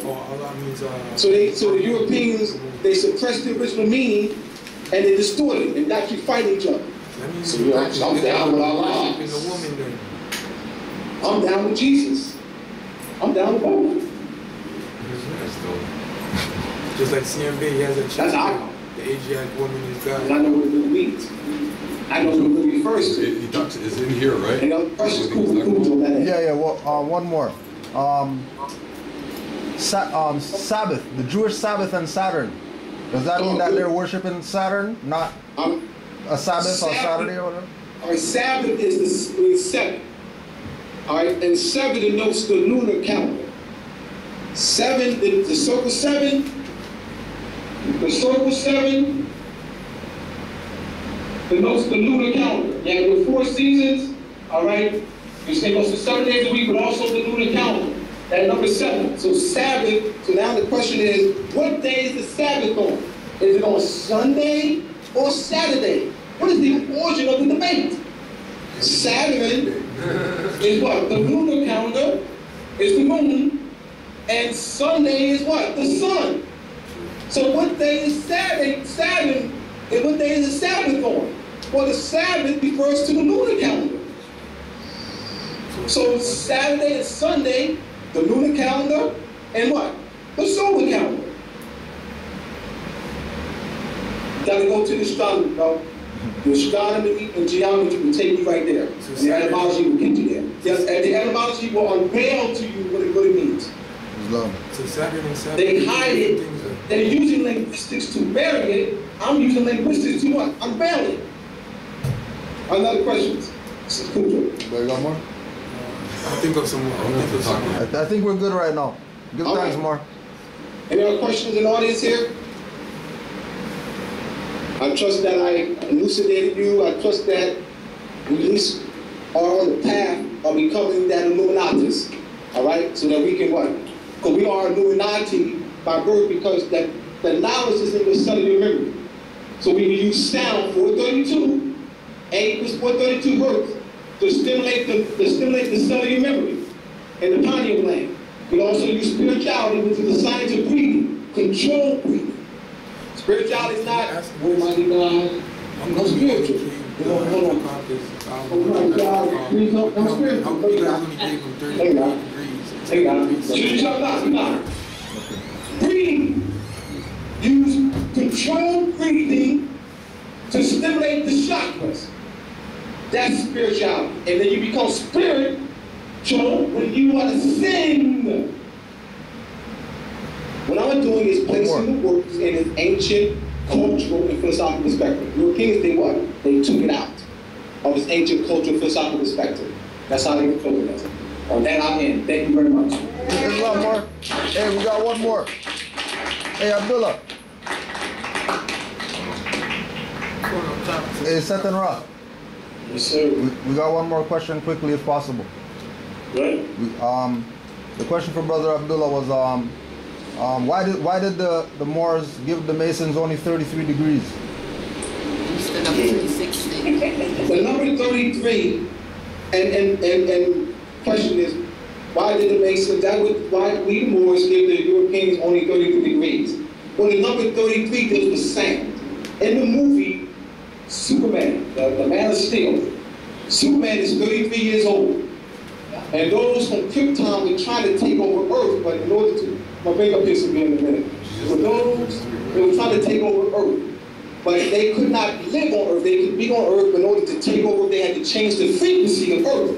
They used a device that they beamed down from Krypton to change the frequency. So the number 33 is not an honorary, I know it's an honorary degree in masonry. Question is, why the number 33? Why is it an honorary degree?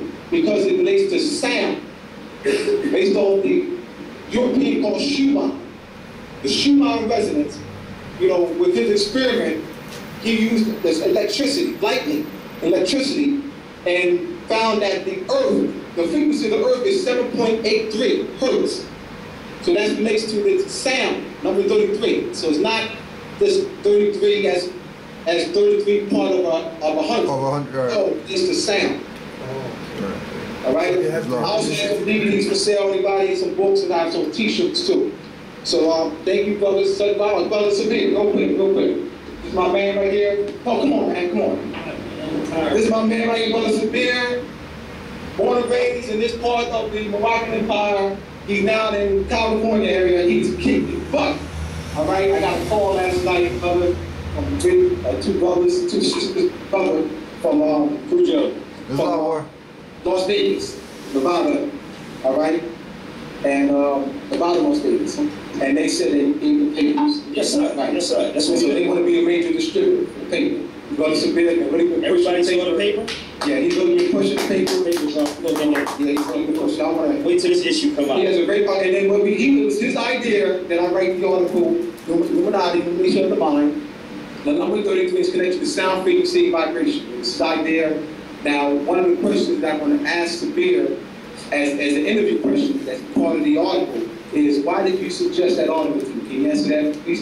Why did you suggest that I write that article?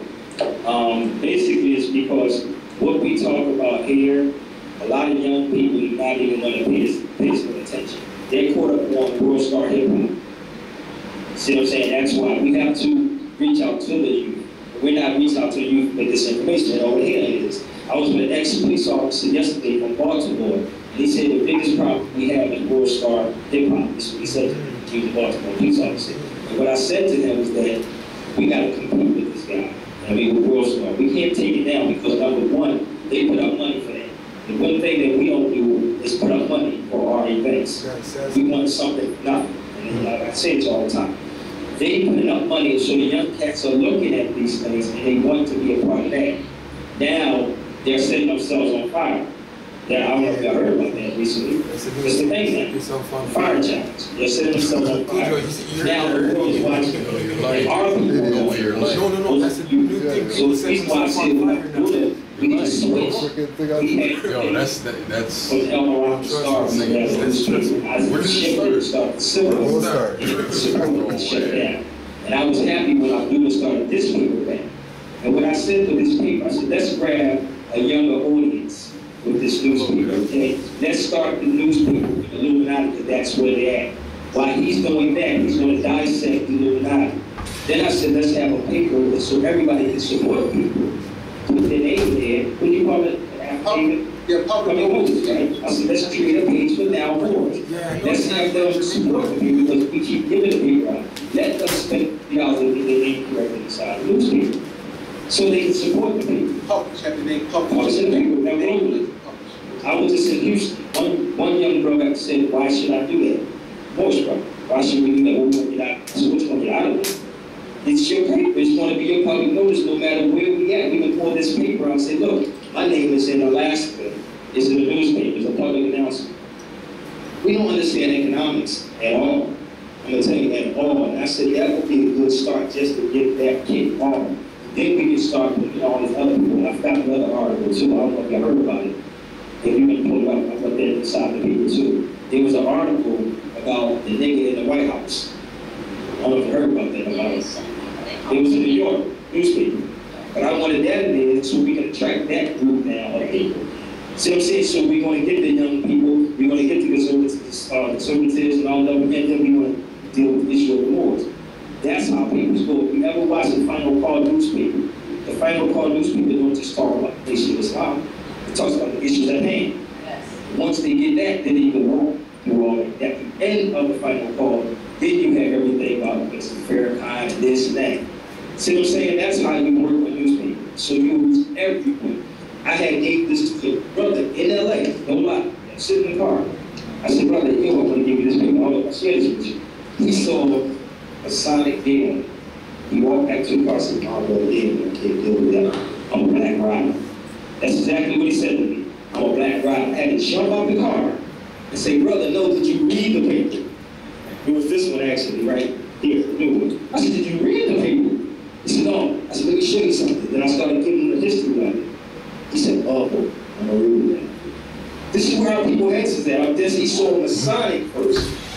See, the thing that I just did a lecture with Brother Wesley Muhammad. He's around Black Nowhere right now. I love how they roll. For me to do, that's the first time the war was up with my brother in Islam, but we family.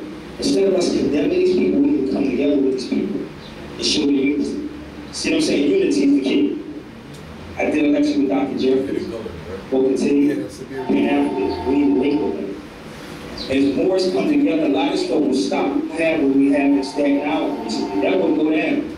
If the Moors came together with the Nation of Islam, with the gods of the earth, all of us are unified. That's what I'm going at. That's my goal with dealing with economics right now. We don't have no time for this separate, no time for this debates and all this stuff. The person not black, us as teachers, we're supposed to teach. That's my job right now.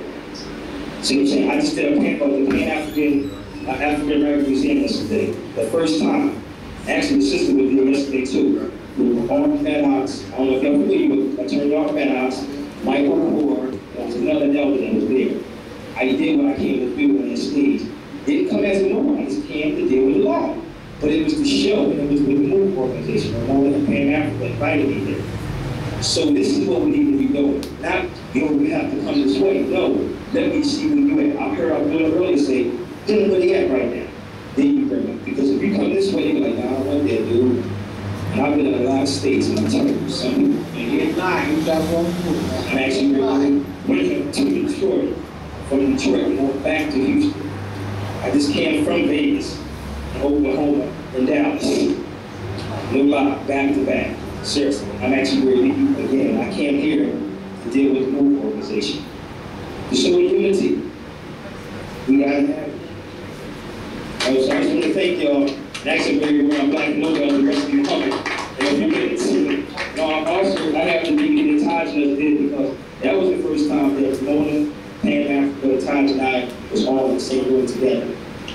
And if you know Ramona Africa, man, that sister's fire. Fire. I love that sister. I want to thank y'all, man. All right, thank y'all, Abdullah. So I think I'm going down to Detroit with him. I don't know yet, but we'll see. Fire. He's fire. So make up. Cujo, peace, man. Peace. Yes, sir. Peace and love. Don't forget, we have a show. It's called the Setenra Bey Show up in that Bay. We are on the show. It's the hottest show telling you out. And actually, we going to go on a radio show, Vegas show, probably 88. This stuff, information about doing in Vegas, to bring you back and forth to the radio station in Vegas. So, it's the Setenra Bey Show. Just go to our website, SetenraBeyShow.com. And actually, you will actually get all the information up there. It's every Tuesday, East Coast, I think it's 6 o'clock. Midwest is 5 o'clock. West Coast is 3 o'clock. And I'm telling you, you can hear nothing like that on the radio. I'm serious. So I want to say thank you, everybody. Peace and love.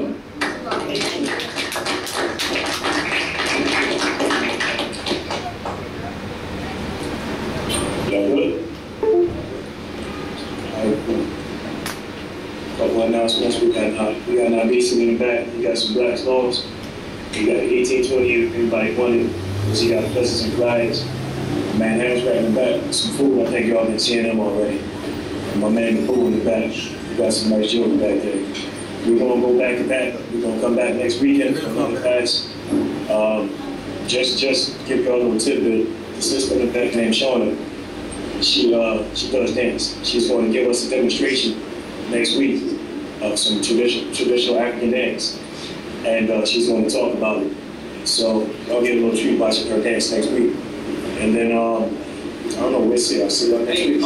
Actually, I'll be in Delaware on the 22nd. Brother Myers class, something like that. I'm not sure. It's on my Facebook. Y'all know where the Delaware class is at. Y'all at the House of Rain.